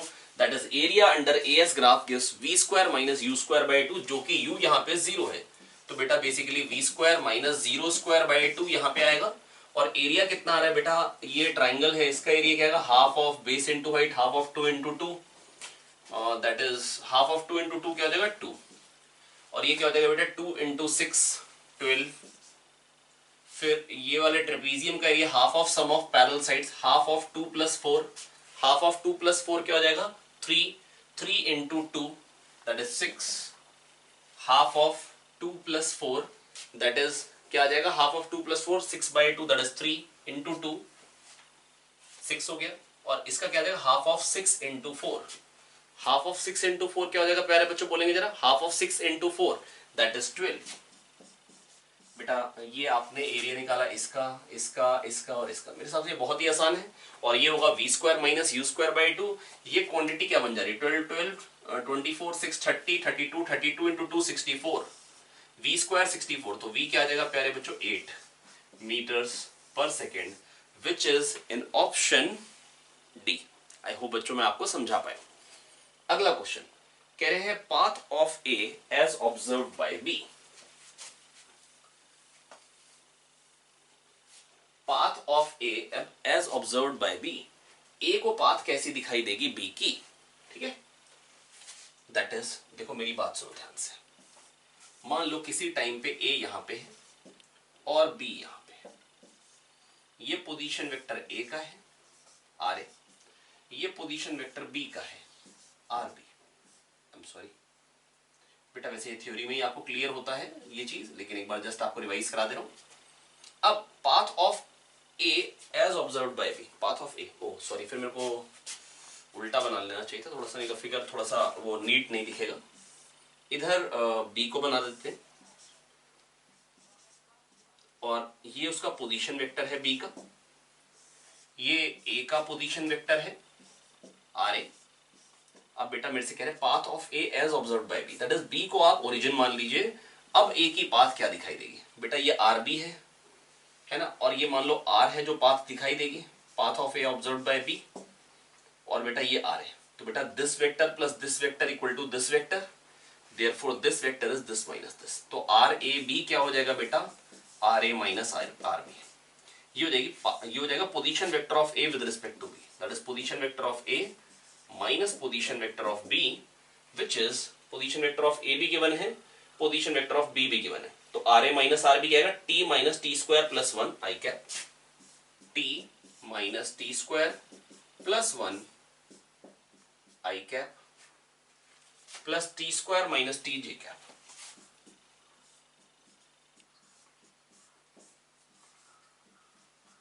ठीक है, ये आ गया बेटा r A minus r B, position vector of A with respect to B, ये हो गया x coordinate of A with respect to b, तो एक्स कोऑर्डिनेट क्या आ रहा है प्यारे बच्चों t minus t square plus 1, और y कोऑर्डिनेट क्या है टी स्क्वायर माइनस टी, इनको ऐड करेंगे तो क्या बन जाएगा x प्लस वाई, क्या बन के आ जाएगा x plus y equal to 1। अरे वाह, ये किस चीज की इक्वेशन है, स्ट्रेट लाइन की। तो कह रहे हैं path of A as observed by b, तो क्या आएगी straight line, path of A as observed by b क्या आएगी स्ट्रेट लाइन। आई होप बच्चों मैं आपको समझा पाया हूं। बेटा वैसे तो मैं आपको ना ये डायरेक्टली भी बता सकता था, मेरे पास डायरेक्टली भी एक ऑप्शन था इसको सिखाने का। आप देखिए ध्यान से बेटा, अगर path of A as observed by b जब मैंने किया ना, आप देखिए ध्यान से, तो मैं क्या कर रहा हूं, पाथ ऑफ बेटा आर ए बी को हम बोलते हैं आर ए माइनस आर बी, क्या बोलते हैं आर ए माइनस आर बी। आप ध्यान से देखिए, जो एक्स कोऑर्डिनेट आ रहा है ना ये, और जो वाई कोऑर्डिनेट आ रहा है बेटा ये इसी का नेगेटिव है ना, ये क्वांटिटी का नेगेटिव ये क्वांटिटी है। एक्स कोऑर्डिनेट लिखा, वाई कोऑर्डिनेट लिखा, तभी मैं समझा कि एक्स प्लस वाई अगर हम जोड़ देते तो क्या मिल जा रहा है कांस्टेंट, और ये किस चीज की इक्वेशन हो गई स्ट्रेट लाइन की, ये किस चीज की इक्वेशन हो गई स्ट्रेट लाइन की। आई होप बच्चों मैं आपको समझा पाया हूं, है ना। बाकी बेटा मतलब जो अलग अप्रोच होती है वो क्या होती है, आप देखो बेटा कब ए आपने पढ़ा होगा बेटा प्रोजेक्टाइल में कि एक प्रोजेक्टाइल के रिस्पेक्ट में दूसरे की पाथ क्या होती है, स्ट्रेट लाइन। क्यों ऐसा क्यों होता है प्यारे बच्चों, ऐसा इसलिए होता है क्योंकि बेटा अगर मान लो एक प्रोजेक्टाइल है, उसका एक्सेलरेशन जी है, दूसरे का भी एक्सेलरेशन जी है, तो एक पे बैठ के दूसरे का एक्सेलरेशन क्या दिखाई देगा, acceleration of A with respect to b is acceleration of a minus acceleration of b, that is zero दिखाई देगा, है ना। दोनों का जी है तो एक को दूसरे का एक्सेलरेशन क्या दिखाई देगा, जीरो। अगर हम लोग मान लो दो लोग एक ही कार में जा रहे हैं, दोनों एक ही कार में, तो एक को दूसरे की स्पीड क्या दिखाई देगी, जीरो। एक को दूसरे की स्पीड क्या दिखाई देगी प्यारे बच्चों, जीरो दिखाई देगी, है ना। अब अगर जीरो दिखाई दे रही है बेटा, वैसे ही अगर दोनों का एक्सेलरेशन बराबर है तो एक को दूसरे का एक्सेलरेशन क्या दिखाई देगा, जीरो। और एक्सेलरेशन क्या है, एक सेकंड में चेंज इन वेलोसिटी, तो चेंज इन वेलोसिटी जीरो का मतलब क्या होगा प्यारे बच्चों, एक सेकंड में वेलोसिटी में जीरो चेंज आ रहा है, इसका मतलब चेंज नहीं आ रहा है, velocity is a vector quantity that is direction as well as magnitude constant, तो आपको क्या दिखाई देगा, स्ट्रेट लाइन। तो एक प्रोजेक्टाइल के रिस्पेक्ट में दूसरे प्रोजेक्टाइल की पाथ क्या होती है, स्ट्रेट लाइन, क्योंकि दोनों का एक्सेलरेशन सेम होता है, रिलेटिव एक्सेलरेशन जीरो, एक को दूसरे का एक्सेलरेशन जीरो दिखाई देता है, और एक्सेलरेशन जीरो का मतलब होता है कि उसको दिखाई देगा एक सेकंड में जो वेलोसिटी में चेंज आता है उसको हम बोलते हैं acceleration, d v by d t, d v velocity में चेंज आया डीटी टाइम में, तो एक सेकंड में डीवी बाई डीटी, यही एक्सेलरेशन है। एक सेकंड में जो वेलोसिटी में चेंज आ रहा है वो जीरो आ रहा है, क्योंकि दोनों का एक्सेलरेशन अगर पार्टिकल्स का बराबर है प्रोजेक्टाइल में, दोनों का एक्सेलरेशन जी होता है, तो एक की रिस्पेक्ट में दूसरे का एक्सेलरेशन जीरो, एक सेकंड में चेंज इन वेलोसिटी क्या दिखाई देगा, zero. Velocity is a vector quantity that is particle will seem to move on a straight line with constant speed. आप वैसे ही यहां पर इसका एक्सेलरेशन निकालते और इसका एक्सेलरेशन निकालते, है ना। तो बेटा आप इसका एक्सेलरेशन निकालें, इसका एक्सेलरेशन निकालें, इसका एक्सेलरेशन आपको क्या मिल जाएगा, 2j कैप, और इसका एक्सेलरेशन क्या मिल जाएगा, 2i कैप। और इनिशियल वेलोसिटीज क्या क्या मिल जाएंगी प्यारे बच्चों, इनिशियल वेलोसिटीज भी जो आपको मिल जाएंगी ना, वो क्या मिल रही, दोनों की जीरो जीरो। अब बेटा अगर अब सोच के देखिए, इनिशियल वेलोसिटीज दोनों की जीरो और एक का एक्सेलरेशन 2 दिखाई देगा, दूसरे का 2 इधर, तो अगर बेटा अगर इनिशियल वेलोसिटी जीरो दिखा है दोनों की, आप ध्यान से देखिए बेटा, dx बाई dt करिए, आपको सॉरी dra बाई dt करिए, वेलोसिटी ऑफ ए जो आएगी ना बेटा जीरो टाइम पे, वो क्या आ जाएगी बेटा, आई कैप, है ना। और वेलोसिटी ऑफ बी क्या आ जाएगी बेटा, जे कैप। आप करके देख लीजिए, वेलोसिटी ऑफ बी आपको मिल जाएगी j cap at t equal to zero, तो एक की वन इधर को है, एक की वन इधर को है, तो बेटा velocity of A with respect to b जो मिलेगी ना बेटा, एक्सेलरेशन उसी डायरेक्शन में मिल जा रहा है। तो अगर वेलोसिटी और एक्सेलरेशन सेम डायरेक्शन में, रिलेटिव वेलोसिटी और relative acceleration, therefore particle will seem to move on a straight line. एक बार आप खुद से करके देखेंगे, आपको चीज क्लियर होगी, फिर भी ना हो तो कमेंट बॉक्स में डालेंगे, हम नेक्स्ट पेपर के डिस्कशन में उस चीज को और अच्छे से ले लेंगे। ये ऐसा करते हैं, एक बार मैं आपको दिखाने की कोशिश करता हूं मैं क्या कहना चाह रहा हूं। बेटा वेलोसिटी ऑफ ए क्या आएगी, i cap plus 2t j cap, velocity of B क्या आएगी, 2t आई कैप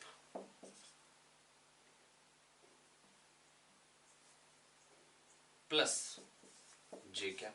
तो t इक्वल टू जीरो पे क्या, अच्छा ये 2t है ना, तो t इक्वल टू जीरो पे क्या आ जाएगी, आई कैप इसकी वेलोसिटी, इसकी जे कैप। तो a की वेलोसिटी आ रही है इधर को 1 और b की वेलोसिटी आ रही है इधर को 1, ये a है ये b, ये दोनों की जो वेलोसिटीज आ रही है बेटा t इक्वल टू जीरो पे वो ये आ रही है, और एक्सेलरेशंस क्या आ रहे हैं बेटा, ध्यान से देखिए बेटा d, अब इसका डबल डेरिवेटिव लेंगे तो क्या बन जाएगा 2j कैप, इसका एक्सेलरेशन 2 आ रहा है हर टाइम पे, और इसका एक्सेलरेशन 2 आ रहा है हर टाइम पे। आप ध्यान से देखिए बेटा, जितना ध्यान से देखिए ये हमको ये दिखाई दे रहा है, जितनी तेजी से ये x में जा रहा है उतनी तेजी से ये y में जा रहा है, क्योंकि दोनों का एक्सेलरेशन वेलोसिटी दोनों सेम, तो हर टाइम पे दोनों की रफ्तार बराबर होगी, दोनों की रफ्तार बराबर होगी, हर टाइम पे दोनों बराबर ट्रेवल करेंगे। अगर दोनों इनिशियली ओरिजिन पे होते, जो कि नहीं है, तो फिर क्या होता है, जितना ये x में जाता उतना ही ये y में। तो इक्वेशन मतलब इसको हमेशा ये दिखाई देता पार्टिकल हमेशा इधर है, क्योंकि जब वो इधर भी पहुंच जाता तब वो इधर पहुंच जाता, तो दिखाई देता इधर है। आई होप मैं आपको समझा पा रहा हूं, हमेशा उसको एक ही डायरेक्शन में देखना पड़ेगा। क्यों, क्योंकि दोनों बराबर चलते जा रहे हैं। आप समझने की कोशिश करिए, थोड़ा सा विजुलाइज करिए, है ना, चीजें क्लियर हो जाएंगी। नहीं तो आप ऐसा कह सकते हैं VAB at t equal to zero, initial velocity क्या आ रही है बेटा, velocity of A with respect to B i cap minus j cap, और acceleration of A with respect to B क्या है, 2i cap minus 2j cap, that is acceleration and velocity are in same direction. और acceleration velocity same direction में है, that is particle will move on a straight line. जिधर को velocity है उधर कोई फोर्स है, तो बेटा स्ट्रेट लाइन में ही जाएगा। फिर कैसे जाएगा, स्ट्रेट लाइन में। तो जैसा आपको ठीक लगे, पहला ऑप्शन जो था, मतलब इसको मैंने थोड़ा सा कोशिश की कि मतलब प्रॉब्लम को उधेड़े, क्योंकि बेटा एक मुद्दा ये नहीं है कि खाली प्रॉब्लम आ जाए। अगर आपने प्रॉब्लम को बहुत अच्छे से घुस घुस के देखा ना चीजें, तो आप अगली जगह टाइम बचा लेंगे, जैसा कि मैं आगे करने भी वाला हूँ। ठीक है, तो चलिए बढ़ते हैं क्वेश्चन नंबर 3 पे। देखते हैं प्यारे बच्चों क्वेश्चन नंबर 3 ये क्या कह रहा है। प्यारे बच्चों ये कह रहे हैं एक स्टोन को एक टॉप ऑफ टावर से हमने ड्रॉप किया, जब वो 5 मीटर पे पहुंचा, जब उसने 5 मीटर ट्रेवल किया, तो बेटा दूसरे स्टोन को ड्रॉप किया जो कि ऊपर से 25 मीटर्स पे है, उसको ड्रॉप किया। तो इसको बेटा 5 मीटर ट्रेवल करने में टाइम कितना लगेगा, ड्रॉप अगर किया, h ट्रेवल करने में टाइम लगता है √2h/g, √2h/g। h अगर 5 है तो 2 × 5 10, 10/10 1, 1 सेकंड लगेगा। 1 सेकंड में वेलोसिटी क्या हो जाएगी बेटा, अगर v = u + at से भी लिखेंगे तो u 0 है, 10 × 1 10 हो जाएगी। या 1 सेकंड में जो वेलोसिटी में चेंज आता है उसी को हम बोलते हैं एक्सेलरेशन। तो वेलोसिटी इसकी 10 मीटर पर सेकंड है और इसकी 0 है, और इन दोनों के बीच का डिस्टेंस 20 मीटर है। कितना डिस्टेंस है, 20 मीटर। दोनों का एक्सेलरेशन क्या होगा, इसका भी एक्सेलरेशन g है और इसका भी एक्सेलरेशन g है। तो बेटा इसको क्या दिखाई देगा, मैं रेस्ट पे हूं, है ना, और वो 10 से मेरी तरफ आ रहा है, रिलेटिव एक्सेलरेशन 0 हो गया। तो इसको मिलने में इसको टाइम क्या लगेगा, तो s = u relative, s relative = u relative t plus half a relative t square. तो बेटा s रिलेटिव क्या हो गया 20 और u रिलेटिव क्या हो गया प्यारे बच्चों 10, क्योंकि इसकी 10 है और इसकी 0 है। एक जब इसने 5 मीटर ट्रेवल कर लिए तब दूसरे को रिलीज किया है, तो इसको 5 मीटर ट्रेवल करने में टाइम लगा 1 सेकंड। 1 सेकंड में जो वेलोसिटी में चेंज आता है उसको हम बोलते हैं एक्सेलरेशन, विच इज 10। तो 1 सेकंड बाद वेलोसिटी हो गई 10, तो बेटा 10 × t है ना। अब बेटा t निकालना है तो 2 सेकंड बाद ये मिल जाएंगे। बस पूछा हाइट पूछी है ग्राउंड से कितनी है, दैट इज ये 2 सेकंड बाद मिल रहे हैं और 2 सेकंड बाद कह रहे हैं मिल रहे हैं ग्राउंड पे डायरेक्टली। तो इसको 1 सेकंड यहां से यहां आने में लगा, यहां से यहां आने में फिर 2 सेकंड और लगने, तो 3 सेकंड में जो वो ट्रेवल करेगा वही हाइट है। लगा दो s = ut + ½ t square. u तो 0 है क्योंकि इनिशियली वो ड्रॉप्ड था। बेटा 1 सेकंड अभी हुआ है, 2 सेकंड बाद मिलना है और 2 सेकंड बाद वो ग्राउंड पे मिल रहे हैं, तो 3 सेकंड में वो ट्रेवल कितना करेगा, हाफ 10 × 3 स्क्वायर। कितना हो जाएगा 5 9 45। मैं इसको ओरली भी बोल सकता था। 0 वेलोसिटी थी, 3 सेकंड्स बाद क्या हो जाएगी 30। कितनी हो जाएगी 30, एवरेज कितनी हो गई 15। तो 1 सेकंड में एवरेज से 15 चलेगा, 3 सेकंड में 45। आई होप मैं आपको समझा पाया हूं बच्चों। अगला क्वेश्चन नंबर 4, इसमें क्या कह रहे हैं, इसमें कह रहे हैं कि इनिशियल वेलोसिटी पता नहीं क्या है पार्टिकल की, एक्सेलरेशन 5 है, वो भी नेगेटिव डायरेक्शन में है, और कह रहे हैं वो डिस्टेंस जो ट्रेवल कर रहा है फर्स्ट सेकंड, सेकंड सेकंड और थर्ड सेकंड, 3 कंसेक्यूटिव सेकंड्स में वो जो डिस्टेंस ट्रेवल कर रहा है वो रेशियो उनका 3:1:1। बेटा दूसरा और तीसरा वाला डिस्टेंस बराबर है, इससे दिमाग में क्या आ रहा है, दोनों मतलब सेकंड के लिए और थर्ड सेकंड के लिए एवरेज वेलोसिटी बराबर होगी। सेकंड के लिए और थर्ड सेकंड के लिए जो एवरेज वेलोसिटी होगी वो बराबर होगी। ठीक है, सेकंड वाले सेकंड के लिए और थर्ड वाले सेकंड के लिए एवरेज वेलोसिटी बराबर होगी। बेटा कोशिश करें मेरी बात समझने की, मैंने आपको पहले भी बता रखा है एवरेज वेलोसिटी इनटू टाइम। और एवरेज वेलोसिटी क्या होती है, वेलोसिटी एट मिड टाइम। जैसे यहां पर 3 सेकंड में डिस्प्लेसमेंट होता है, यहां 0 थी वेलोसिटी, 3 सेकंड बाद क्या हो जाएगी 30, तो एवरेज क्या हो जाएगी बेटा 15। 1 सेकंड में एवरेज से 15 जाएगा तो 3 सेकंड में 45। सिंपल, अगर ऐसे सोच लें तो बेटा एवरेज वेलोसिटी सेम है दूसरे सेकंड के लिए और तीसरे सेकंड के लिए, एक्सेलरेशन कंटिन्यूअस है। तो अगर सोचो, अगर इधर को वेलोसिटी है 5 से बढ़ेगी, फिर 5 से और बढ़ेगी, अगर मान लो वेलोसिटी है इधर को, एक्सेलरेशन भी इधर को, तो एवरेज तो बराबर आ ही नहीं सकती। इसका मतलब प्यारे बच्चों पता क्या हुआ, अगर डिस्टेंस बराबर ट्रेवल किया है, इसका मतलब ये हुआ कि बीच में 0 जरूर हुई होगी। अब 1 सेकंड में 5 से कम होती, इसका मतलब पहले रही होगी 10, 1 सेकंड बाद हुई होगी 5, फिर 1 सेकंड बाद हुई होगी 0, फिर 1 सेकंड बाद हुई होगी 5। इसलिए 5 से 0 में एवरेज जो आएगी वही 5 से 0 में इधर भी वही एवरेज आएगी। आई होप बच्चों मैं आपको समझा पाया हूं। बेटा कोशिश करेंगे समझने की, बहुत ही सिंपल है अगर आप कॉन्सेप्ट समझें। बेटा मैं बस आपको ये कहना चाह रहा हूं जो पहले सेकंड में उसने डिस्टेंस ट्रेवल किया, दूसरे सेकंड में ट्रेवल किया और तीसरे सेकंड में, उनका रेशियो 3:1:1। दूसरे और तीसरे सेकंड मतलब बराबर डिस्टेंस ट्रेवल किया, तो स्पीड बराबर होगी एवरेज वाली उसमें। अब एवरेज स्पीड बराबर कैसे हो सकती है? अगर एक ही डायरेक्शन में चल रहा होता तो स्पीड तो लगातार बढ़नी है, तो एवरेज बराबर नहीं आ पाएगी। जो इस सेकंड के लिए एवरेज आएगी, अगले सेकंड के लिए उससे ज्यादा एवरेज आएगी। तो बेटा मैं बस आपको ये कहना चाह रहा हूं, यहाँ पे 5 है, यहाँ हो गई 0, तो एवरेज क्या होगी? 2.5। बेटा एक सेकंड में 5 से कम होनी है, तो मैं कह रहा हूं दूसरे सेकंड की स्टार्टिंग में, मतलब पहला सेकंड एंड हुआ तो 5 हो चुकी होगी, दूसरे सेकंड की एंडिंग पे 0 हो जाएगी, क्योंकि एक सेकंड में एक्सेलरेशन, जो एक्सेलरेशन होता है एक सेकंड में वेलोसिटी में चेंज, तो बेटा वो 0 हो जाएगी, फिर 0 से फिर 5 हो जाएगी, क्योंकि एक सेकंड में 5 का चेंज आना है। तो बेटा बताना है कि बेटा टोटल डिस्टेंस ट्रेवल्ड कितना 3 सेकंड्स में, क्वेश्चन ये है, बहुत ही सिंपल है। तो 10 से 0 हुई तो एवरेज कितनी हो गई? 5। एक सेकंड में एवरेज से 5 चलेगा, तो 2 सेकंड में कितना चलेगा? 10 प्लस 0 से 5 हुई तो एवरेज कितनी हो गई? 5/2। एक सेकंड में एवरेज से 5/2 चलेगा, और एक ही time average velocity into time से डिस्प्लेसमेंट निकाल ली। 5/2 कितना हो गया? 2.5, और 10 प्लस 2.5 क्या हो गया? 12.5, है ना। और ये कौन से ऑप्शन में दे रखा है प्यारे बच्चों मेरे को? 12.5 ऑप्शन बी में। आई होप मैं आपको बता पाया हूँ, है ना। मैं इक्वेशन से नहीं करना चाह रहा हूँ, आप देखिए ध्यान से, मैंने काइनेमैटिक्स का पिछला पेपर भी रिकॉर्ड किया है। अपने जो आंसर्स हैं वो डायरेक्टली आपको मिल जाएंगे, पर आपको थोड़ा सा मतलब वाइज होना पड़ेगा, आपको सोचना पड़ेगा। डेफिनेटली आपको एक ना डिफरेंट अप्रोच लग रही होगी शायद, है ना। अगर डिफरेंट लग रही है तो कोई दिक्कत की बात नहीं, कोशिश करो इस अप्रोच को अडॉप्ट करो। बेटा यही है मेंटल लेवल बढ़ाना, आपके पास अप्रोच होनी चाहिए ज़्यादा, ठीक है। तो बच्चों मैं बस आपको ये कहना चाह रहा हूँ कि जो डिस्प्लेसमेंट्स का जो रेशियो, वो डिस्टेंस ट्रेवल्ड का जो रेशियो वो 3:1:1 है, इन दोनों में बराबर है। तो बेटा डिस्टेंस ट्रेवल्ड अगर 2 सेकंड के लिए, बेटा एक सेकंड में जो आ रहा है, अगले एक सेकंड में फिर वही आ रहा है, तो एवरेज स्पीड बराबर होनी चाहिए। तो इसका मतलब पक्का है कि बीच में 0 हुई होगी, क्योंकि अगर डायरेक्शन चेंज नहीं होगा तो गड़बड़ हो जाएगी।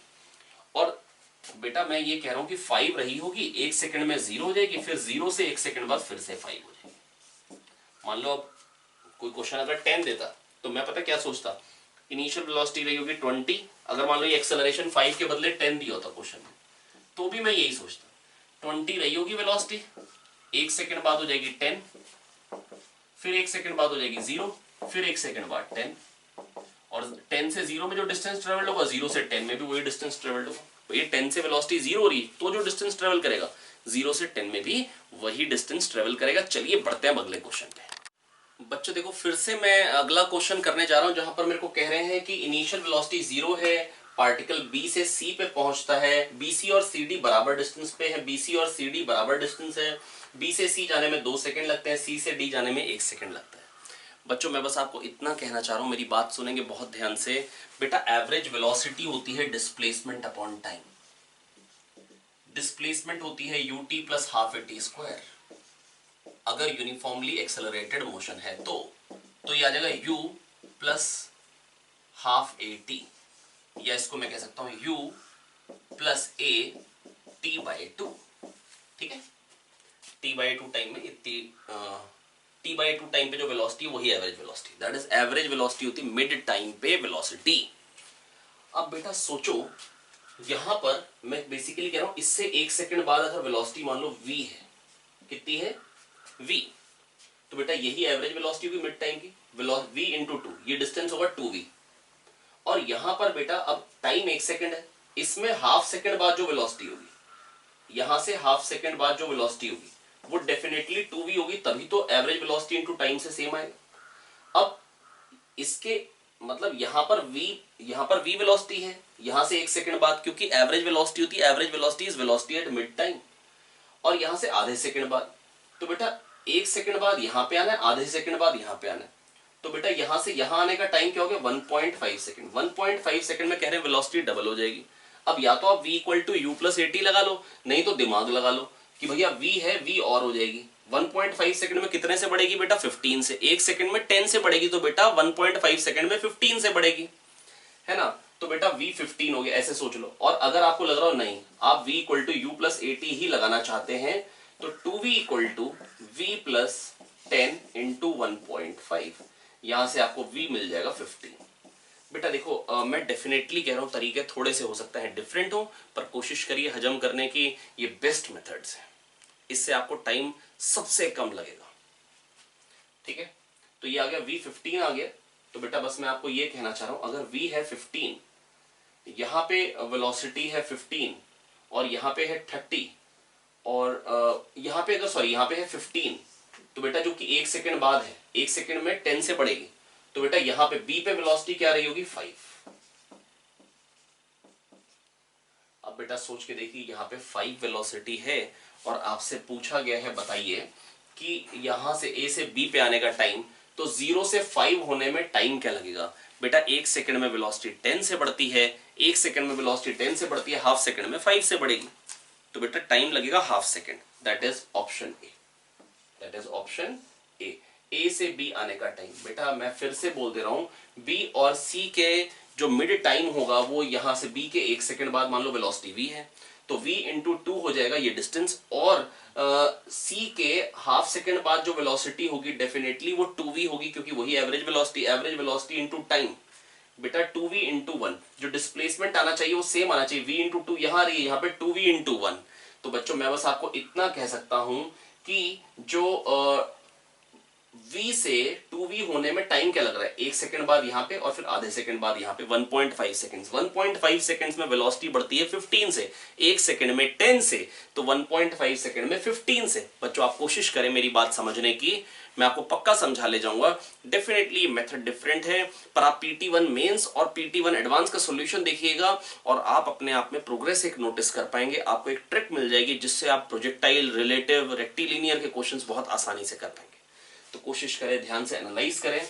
तो बेटा v से 2v होने में टाइम कितना लग रहा है, 1.5 सेकेंड्स, है ना। और मैं आपको ये कह सकता हूं बेटा 1.5 सेकेंड्स में वेलोसिटी तो 15 से बढ़ रही है, 15 से बढ़ के 2v हो गई, दैट इज 15v के बराबर ही होगा। आई होप मैं आपको समझा पाया हूं। तो v कितना आ गया 15। 6th क्वेश्चन, इसमें क्या कह रहे हैं, particle is moving along a straight line, its velocity varies as 6 - 2t where v is in meter per second and t in seconds. The difference between distance covered and magnitude of displacement in first 4 seconds. बेटा vt graph बना लेते हैं, आइए देखिए। 6 - 2t, v equal to 6 - 2t, तो velocity 0 कब होगी, 3 seconds पे। बेटा इतना तो कर लेंगे ना, वेलोसिटी को 0 करे, टाइम 3 सेकेंड्स। अब 4 सेकेंड में पूछा है, ये vt ग्राफ है, difference between distance and displacement. बेटा vt ग्राफ के नीचे का एरिया होता है डिस्प्लेसमेंट, ये कितनी हो जाएगी, ये 6 है, t इक्वल टू 0 पे वेलोसिटी, तो हाफ ऑफ 6 इंटू 3 कितना हो जाएगा, हाफ ऑफ 6 इंटू 3 कितना हो जाएगा प्यारे बच्चों, बोलेंगे हाफ ऑफ 6 इंटू 3 हो जाएगा 9, तो 9 मीटर्स ये आ गई। और ये कितना आएगा बेटा 2 सेकंड में, सॉरी 1 सेकंड में आ गई। बेटा t इक्वल टू 4 पे वेलोसिटी क्या हो जाएगी, 4 पुट करो, -2 आ रही है, दैट इज ये जो चीज है ये 2 है, तो बेटा ये कितना आ जाएगा, half of 1 into 2, that is ये 1 आ जाएगा।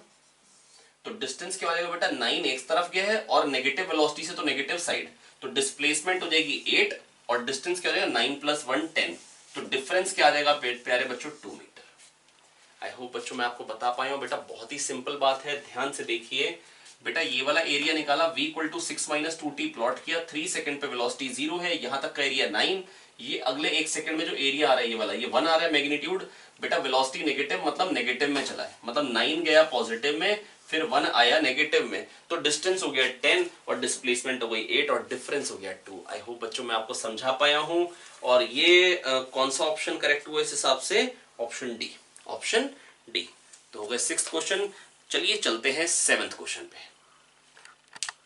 बेटा 7th क्वेश्चन नाम के लिए ऑप्टिक्स का है, बहुत ही बेसिक क्वेश्चन है। 45 डिग्री पे मिरर है बेटा, कितने डिग्री पे, 45 डिग्री पे, और कह रहे हैं यहां से O से हमने मान लो 24 मीटर पे एक ऑब्जेक्ट है जिसको ड्रॉप किया।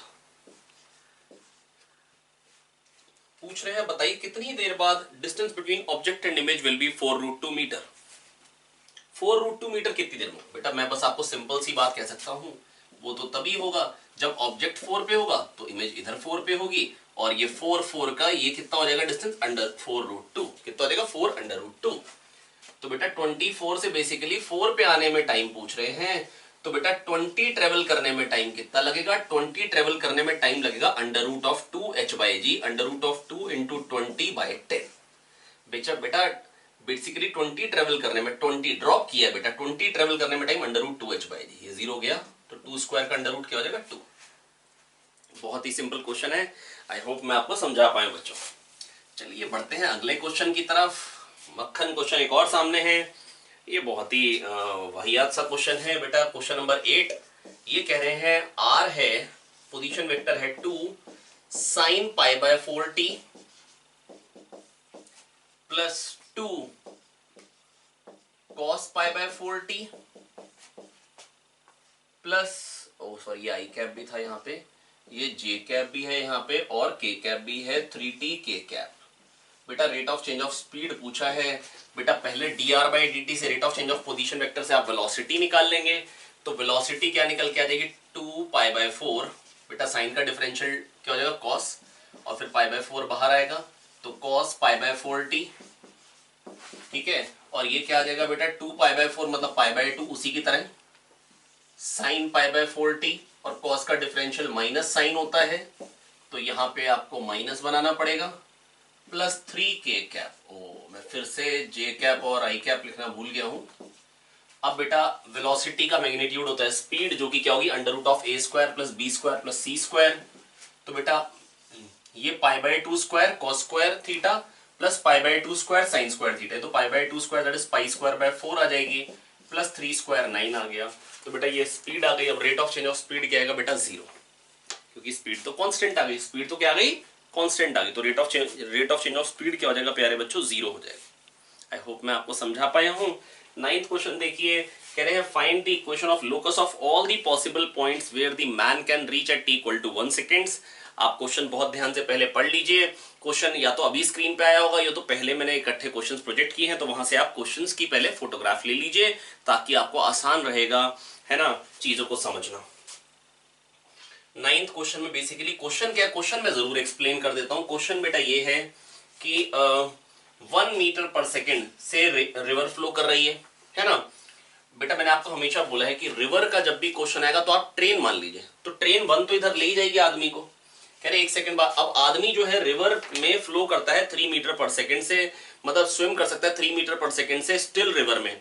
तो बेटा 1 तो वो इधर जाएगा ही जाएगा। अगर वो 0 0 पे है तो 1,0 पे तो वैसे ही पहुंचता, भले वो रेस्ट पे रहता, भले वो फ्लोट करता खाली। ट्रेन 1 तो ले ही जाएगी। अब 3 या तो वो इधर जा सकता है या इधर जा सकता है 3, या इधर जा सकता है 3 या इधर जा सकता है, मतलब किसी भी, मतलब इन पॉइंट्स पे कहीं पर भी पहुंच, दैट इज सर्कल पे पहुंच सकता है। इस सर्कल का रेडियस हो गया 3 और सेंटर हो गया 1,0, तो इक्वेशन क्या हो जाएगी x - 1 का स्क्वायर, x, 1 कोई भी x, y एक ऐसा मूविंग पॉइंट है जिसका डिस्टेंस 1,0 से 3 है, तो x - 1 square plus y - 0 square is equal to 3 square that is 9। This is the equation of locus. बेटा कह रहे हैं कि बताइए 1 सेकंड बाद possible points where the man can reach.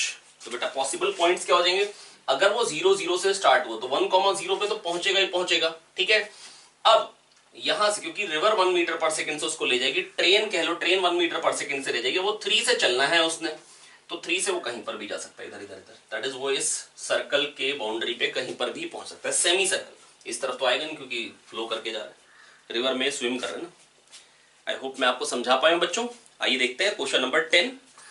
Question number 10 ये काफी आसान सा क्वेश्चन आपके सामने है। क्वेश्चन नंबर 10 बेटा एवरेज वेलोसिटी पे क्वेश्चन है। एक सर्कल की बाउंड्री पे एक ऑब्जेक्ट स्टार्ट हुआ है, यहां से ये इक्विलेटरल ट्राइंगल है, ये ए से यहां से पार्टिकल स्टार्ट हुआ है, सी तक पहुंचने का समय पूछ रहे हैं प्यारे बच्चों।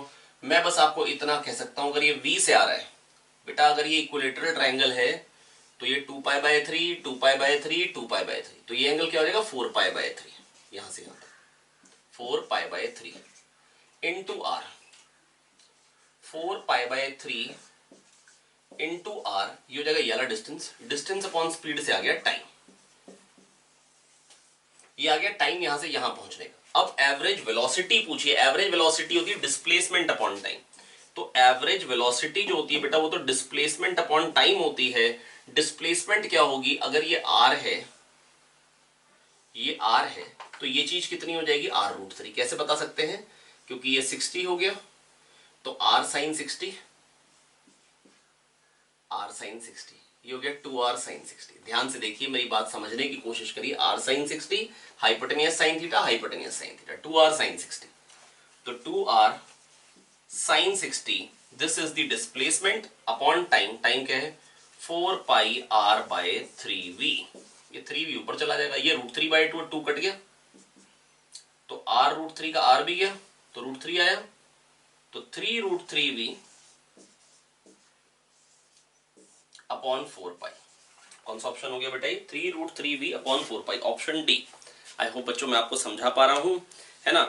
आइए देखते हैं क्वेश्चन नंबर 6। क्वेश्चन नंबर 6 में क्या है बेटा? ये सिचुएशन गिवन है, म्यू की वैल्यू क्या गिवन है? म्यू 1/√2 है। ये फोटो दिखा रखी क्वेश्चन में, ठीक है भाई, ये बना देते हैं फोटो। बहुत शानदार, बहुत खूबसूरत, 45 डिग्री 45। यहाँ पे एक 4m मास है, बहुत शानदार। ये पुल्ली यम, म्यू कितना दे रखा है? 1/√2। फ्रिक्शन बताने, टेंशन बतानी, मैं मान ले रहा हूं, मान लो सिस्टम इक्विलिब्रियम है, मान लो, मेरे को पता नहीं है या नहीं है। अगर फ्रिक्शन रिक्वायर्ड जो है म्यू एम जी से ज्यादा आ जाए, मतलब इक्विलिब्रियम में नहीं है, ठीक है, ठीक है। अगर मैं मान ले रहा हूं इक्विलिब्रियम में, अगर फ्रिक्शन म्यू एम जी से ज्यादा रिक्वायर्ड हो, मान लो इसके लिए, इक्विलिब्रियम में करने के लिए, मतलब नहीं हो सकता, ठीक है। और अगर म्यू एम जी से कम आ जाए तो हो सकता है फिर एम जी, तो यहाँ पे टेंशन क्या हो जाएगी? M g. अगर इक्विलिब्रियम में मान लो तो यहाँ टेंशन mg, और 4 mg sin 45, 4 mg cos 45। 4 mg sin 45 कितना हो जाएगा? 4 mg sin 45 2√2 mg, ठीक है, लिख दो डायरेक्टली 2√2 mg और 2√2 mg, क्योंकि sin 45 cos 45 तो बराबर होता है, ठीक है, नॉर्मल। अब फ्रिक्शन कितना आ रहा होगा? ये डेफिनेटली ज्यादा फ्रिक्शन कम होगा, तो 2√2 mg is equal to mg plus f। मैंने मान लिया ना इक्विलिब्रियम में, है ना, तो फ्रिक्शन कितना आ गया? 2√2 - 1 mg। बहुत शानदार। अब क्या ये म्यू एन से ज्यादा है? अच्छा, एफ मैक्स कितना होता है? एफ मैक्स म्यू एन, बेटा एन तो 2√2 mg, तो वो आएगा 2 mg। अब देख लो, ये 2√2 करीब 2.8 1.4, 2.8 - 1 1.8, हाँ ये उससे बड़ा है, तो इसका मतलब इक्विलिब्रियम में रह सकता है, और यही मैक्सिमम, ये फ्रिक्शन की वैल्यू हो गई, और टेंशन mg हो गया। कौन कौन से ऑप्शन सही हो गए? Block will move in upward direction, no, equilibrium में बड़े आराम से रह सकते हैं। Tension in the string is mg, तो ए और डी ऑप्शन बिल्कुल सही हो चुके हैं। नेक्स्ट, टेंशन पूछिए रूप में 3 टाइम पे, और ये एक लिफ्ट में है, और लिफ्ट की रफ्तार दे रखी है ऊपर को कितनी है, और वो ग्राफ में दे रखी है 6 10 2 4।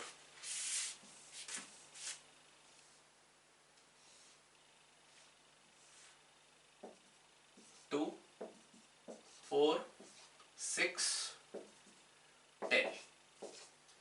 अब भैया देखो, यहां पर तो एक्सेलरेशन 0 है, यहां पर भी एक्सेलरेशन 0, रफ्तार बढ़ी नहीं रही, और यहां पर क्या 2 सेकंड में 4 से बढ़ रही, तो एक्सेलरेशन हो गया 2, ठीक है।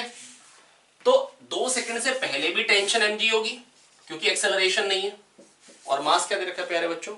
20, g दे रखा है 10, तो t होगा 200। कब तक? 2 सेकंड तक और 4 सेकंड के बाद। That is option c d ठीक हो गए, ऑप्शन सी डी ठीक हो गए, ठीक है, क्योंकि बेटा कह रहे हैं 1 सेकंड पे टेंशन कितनी है, और 5 सेकंड पे, दोनों पे 200 है। क्योंकि बेटा क्यों 200 है, मेरी बात सुनिए, क्योंकि mg के बराबर होगी ना यार, क्योंकि t - mg बराबर है में, t - mg equal to m है, ये लगाना है हमको,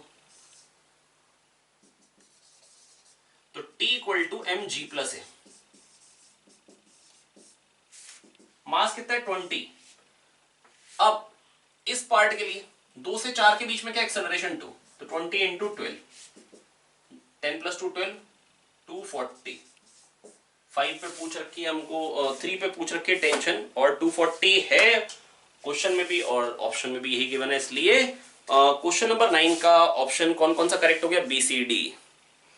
क्वेश्चन नंबर 10, आइए देखते हैं क्वेश्चन नंबर 10। क्वेश्चन नंबर 10 के लिए बस मैं बेटा एक ही चीज कहना चाहूंगा, अगर आपने थोड़ा सा क्वेश्चन अच्छे से कर रखे हैं बेटा, पहले वाले जो खासतौर पे क्वेश्चन बैंक की एक्सरसाइज 2 पार्ट 2 में, ऐसे क्वेश्चन काफी सारे हैं, अगर आपने कर रखे हैं तो बेटा बहुत ही आसानी से क्वेश्चन हो गया होगा। नहीं तो आइए मैं बताता हूं, कोई खास बड़ी बात नहीं है। ये एंगल कितना देखा, 45 एंगल ऑफ इंक्लाइंड है, बहुत शानदार बना दिया, बहुत बढ़िया बहुत बढ़िया। अब ये ओ सॉरी, ये ब्लॉक काफी बड़ा है, मैंने छोटा क्यों बना दिया।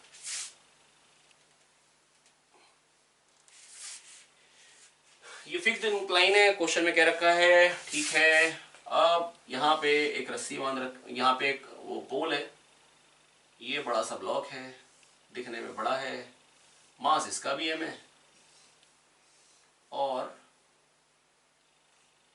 मास ये छोटू का भी m है। ठीक है, ठीक है,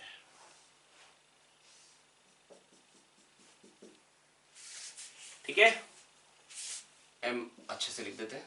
अब बेटा देखिए, mg sin 45 mg cos 45, मतलब mg by root two mg by root two. इसका काम है, कोई काम नहीं है ना, क्योंकि इस डायरेक्शन में इक्वेशन ऑफ मोशन लगानी है। ये इसको थोड़ा सा पुश कर रहा होगा n से, ये भी उसको इक्वल अपोजिट रिएक्शन दे रहा होगा n से, और इसके लिए भी mg by root two mg by root two, ये दोनों mg बाय रूट टू ही हैं। mg cos 45 mg sin 45,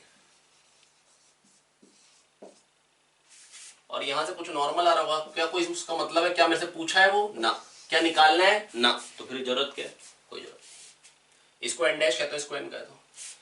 अब इस डायरेक्शन में न्यूटन सेकंड लॉ लगा दीजिए पूरे सिस्टम पे। देखो F अगर इस पे खाली फोर्स लेता F1 होता मान लो इस डायरेक्शन में, तो F1 को लिखते हैं m1 इंटू ए, और इस पे लेता फोर्स तो लिखता F2 equal to m2 into ए। इस डायरेक्शन का फोर्स तो इस डायरेक्शन का एक्सेलरेशन, डेफिनेटली ये कुछ ऐसे भी जाएगा, और जब ये x आगे जाएगा तो x इसको ऊपर भी तो चलना पड़ेगा इधर, क्योंकि याली अगर स्ट्रिंग x से बढ़ेगी तो ये भी तो x से कम होनी चाहिए, तो ये इसके पास अगर एक्सेलरेशन a इधर आएगा तो a ऊपर भी आएगा।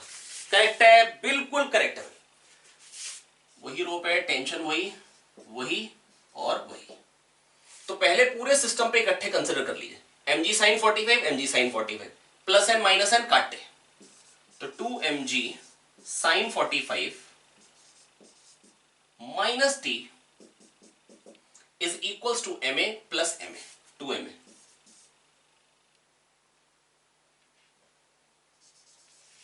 ठीक है, और इसके लिए इस डायरेक्शन में लगा दीजिए, इसका इधर को एक्सेलरेशन तो a होगा, क्योंकि अगर ये a से नीचे आ रहा है तो यहां पे अगर धागा अगर जितना x से बढ़ेगा उतना ही तो यहां पे कम होगा, टोटल धागे की लेंथ तो कांस्टेंट रहेगी, है ना। तो t minus mg by root two या t माइनस mg cos 45 जैसा भी कहना चाहें, is equals to ma। am लिख दिया, कोई दिक्कत तो नहीं, कोई दिक्कत नहीं। t और a में दो इक्वेशन, दो वेरिएबल, बड़े आराम से आप सॉल्व कर सकते हैं। ठीक है, पहले मैंने कहा कि F1 जो होगा, मान लो इस डायरेक्शन में, इस पे जो टोटल फोर्स आएगा F1 equal to ma, m1 है, इस पे जो टोटल में इस डायरेक्शन फोर्स आएगा F2 इक्वल टू m2 है, तो टोटल क्या है F1 प्लस F2 बराबर क्या है m1 प्लस m2 है। टोटल फोर्स क्या हो गया, 2mg sin 45 plus n minus n cut गए, minus t, 2mg sin 45 minus t equals to 2ma, और दूसरा इस पे लगाई t minus mg by root two equal to ma। ठीक है, और मेरे पास a की जो वैल्यू निकल के आ जाएगी, यहां से मैं सॉल्व नहीं कर रहा हूं, निकल के आ जाएगी g/3 मान लेंगे। अब बेटा इसके पास तो एक्सेलरेशन खाली g/3 है, इसका एक्सेलरेशन, लेकिन इसका एक्सेलरेशन क्या होगा, इसके पास, छोटू के पास तो एक्सेलरेशन a इधर भी था और a ऊपर को भी, तो टोटल क्या आएगा छोटू का acceleration a root two. I hope बेटा मैं आपको समझा पा रहा हूं। बेटा इसका एक्सेलरेशन तो अगर जो भी आएगा वही आंसर हो जाएगा, इधर को ये खाली, पर इसके पास ये अगर a आगे गया तो a इसके साथ आगे जाएगा, पर a ऊपर भी चढ़ेगा इस पे, तो इसकी रिस्पेक्ट में a प्लस इसका a, एक with respect to this a plus एक a इसका। आप समझ रहे बेटा, ये छोटू जो है जितना ये आगे बढ़ेगा उतना तो इसको आगे जाना ही पड़ेगा इसके साथ, और साथ में जितना ही आगे जाएगा उतना ऊपर भी जाएगा, तो a और a, acceleration with respect to block plus acceleration of block a root two हो जाएगा, total acceleration that is g/3 root two, है ना। तो ब्लॉक a का एक्सेलरेशन g/3, अच्छा ब्लॉक a का जो एक्सेलरेशन आ रहा है वो g/3 रूट टू आ रहा है, सॉरी मैंने जो ए बताया वो ए निकल के आएगा g/3√2। मैंने बिना कैलकुलेशन करे, मेरे को पता है कि आंसर क्या सही है और आना ही यही है। आइए कर लेते कैलकुलेट। अगर आपको लग रहा हो कि भैया मुश्किल हो रही है, ऐड कर दिए 2mg sin 45 minus mg sin 45, तो ये हो गया mg/√2।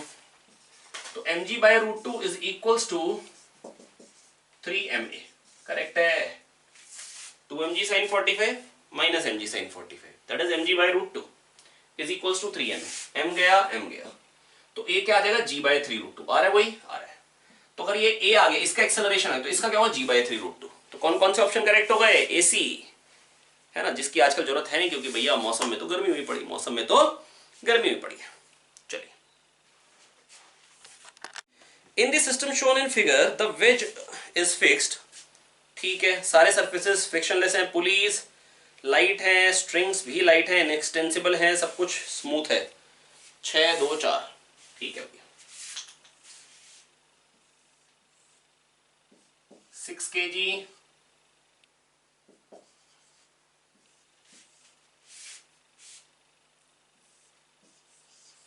2 kg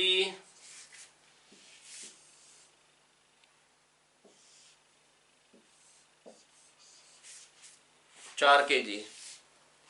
ठीक है, अब कैसे करेंगे प्यारे बच्चों, वो देखते हैं। इंक निकल गई। आइए देखिए कैसे करेंगे प्यारे बच्चों। 6 2 4, ये हो गया 40, ये हो गया 20, यहां हो जाएगा 6g sin 30, 60 sin 30, that is mg sin theta mg cos theta. तो 6g sin 30, sin 30 half, that is 30 आ जाएगा, और यहां आ जाएगा 30√3। हालांकि मेरे को इसकी मतलब नहीं बेटा, mg cos theta mg sin theta सब कर सकते हैं ना भैया। अब यहाँ टेंशन कितनी होगी? T1। इधर को फोर्स क्या होगा? 20 30 50 और ये 40, तो चलेगा। तो इधर को सिस्टम ए एक्सेलरेशन बताऊं तो कैसे बताएंगे? आइए देखते हैं। 20 minus T1 plus 30 minus T2 plus T2 minus 40।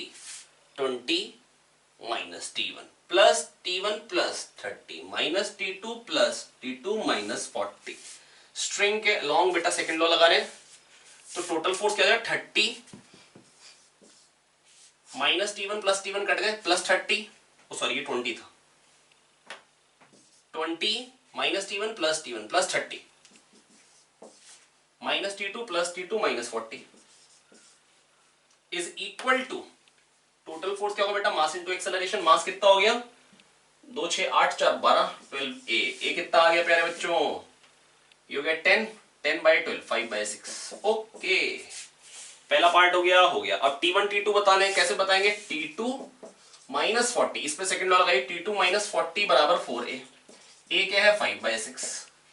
T2 आ जाएगा, बिल्कुल आ जाएगा भाई, हो जाएगा। T1 निकाल लें। 20 माइनस T1 बराबर 2a। a क्या है? 5/6। यहां से T1 निकाल लेंगे और यहां से T2 निकाल लेंगे। तो ऑप्शन इसके कौन कौन से करेक्ट आ जाएंगे? A B C. अच्छा, force exerted by pulley Q on, force exerted by pulley Q, force exerted by string on pulley Q pulley कौन सी वाली? ये वाली बेटा। इधर को T1 है फोर्स और इधर को भी T1 है, तो टोटल फोर्स कितना लगाई? और बेटा ये 120 डिग्री एंगल पे, तो T1 हम निकाल चुके हैं। तो दो फोर्स है, दो बेटा बेसिकली वेक्टर्स हैं, बीच में एंगल 120 है और दोनों का मैग्नीट्यूड बराबर, तो इन दोनों का रिजल्टेंट कितना आएगा बेटा? अगर दो वेक्टर बराबर मैग्नीट्यूड के होते हैं, बीच में एंगल 120, तो रिजल्टेंट भी उन्हीं के बराबर होता है। एफ का एफ आता है रिजल्टेंट, ए का ए आता है अगर 120 डिग्री एंगल पे हो तो। चलिए बच्चों, ये था पूरा का पूरा पेपर का डिस्कशन आपके साथ। आई होप बेटा मैं आपको पूरा का पूरा पेपर अच्छे से समझा पाया हूँ। कोई भी अगर कहीं दिक्कत रह गई हो तो आप मैसेज ड्रॉप करिए, कमेंट बॉक्स में डालिए, कोशिश करिए उसको एक्सप्लेन करने की, या टेलीग्राम ग्रुप में डालिए, उसको आंसर कर देंगे, है ना। तो बाकी बेटा बस आपका काम क्या बेटा, बढ़िया करके मेहनत करके पढ़ें। वैसे बेटा मैं आपको यही कह रहा हूँ बेटा, वीडियोस को सबसे बढ़िया फायदा यही, आप 10 बार देख सकते हैं। कोई भी चीज नहीं समझ में आए आप ये मत सोचिए बेटा, देखो जेईई एक ऐसा एग्जाम है जिसके लिए स्पून फीडिंग बहुत ज्यादा वर्क नहीं करेगी। यहाँ पर अगर आप नहीं समझ पाए बेटा, एक बार वीडियो दोबारा देखिए, कोशिश करिए खुद से दिमाग से मतलब डेवलप करने की कोशिश करिए। मैं आपको एक बात बताऊं बेटा, जितना किसी के लिए मुश्किल होगा ना आपके दिमाग में डालना, अगर आपने 2 बार देख लिया, उससे बहुत आसान होगा अपने आप उसको इवॉल्व कर लेना। खुद से सोचो, खुद से दिमाग में इवॉल्व हो जाएगी बात, समझ में आ जाएगी, है ना। तो बस बेटा प्यारे बच्चों, मेहनत करते रहें, अपने गोल को दिमाग में रखें, अपने डिस्ट्रैक्शंस को दिमाग में रखें, है ना, और बढ़िया करके मेहनत करते रहें, है ना, और खूब आगे बढ़ते रहें प्यारे बच्चों। तो मुलाकात होती है कल आपके साथ, क्योंकि अब अगला लेक्चर तो आप लोगों का आने वाला है जो मैं ही पढ़ाने वाला हूं, और वो टॉपिक है जो मैं पढ़ाने वाला हूं भी आपको क्रॉस प्रोडक्ट, है ना। क्योंकि वेक्टर्स मैं नहीं पढ़ाया था, लास्ट टॉपिक वेक्टर्स का पेंडिंग था, वो इसलिए नहीं पढ़ाया था क्योंकि ताकि मतलब जब जहां पर उसकी एप्लीकेशन आए वहीं पे उसको पढ़ा दिया जाए, है ना। तो चलिए प्यारे बच्चों, पढ़ते रहिए, मेहनत करते रहिए, आगे बढ़ते रहिए। All the best, keep working hard. मुलाकात होती है कल आपके साथ। थैंक यू प्यारे बच्चों।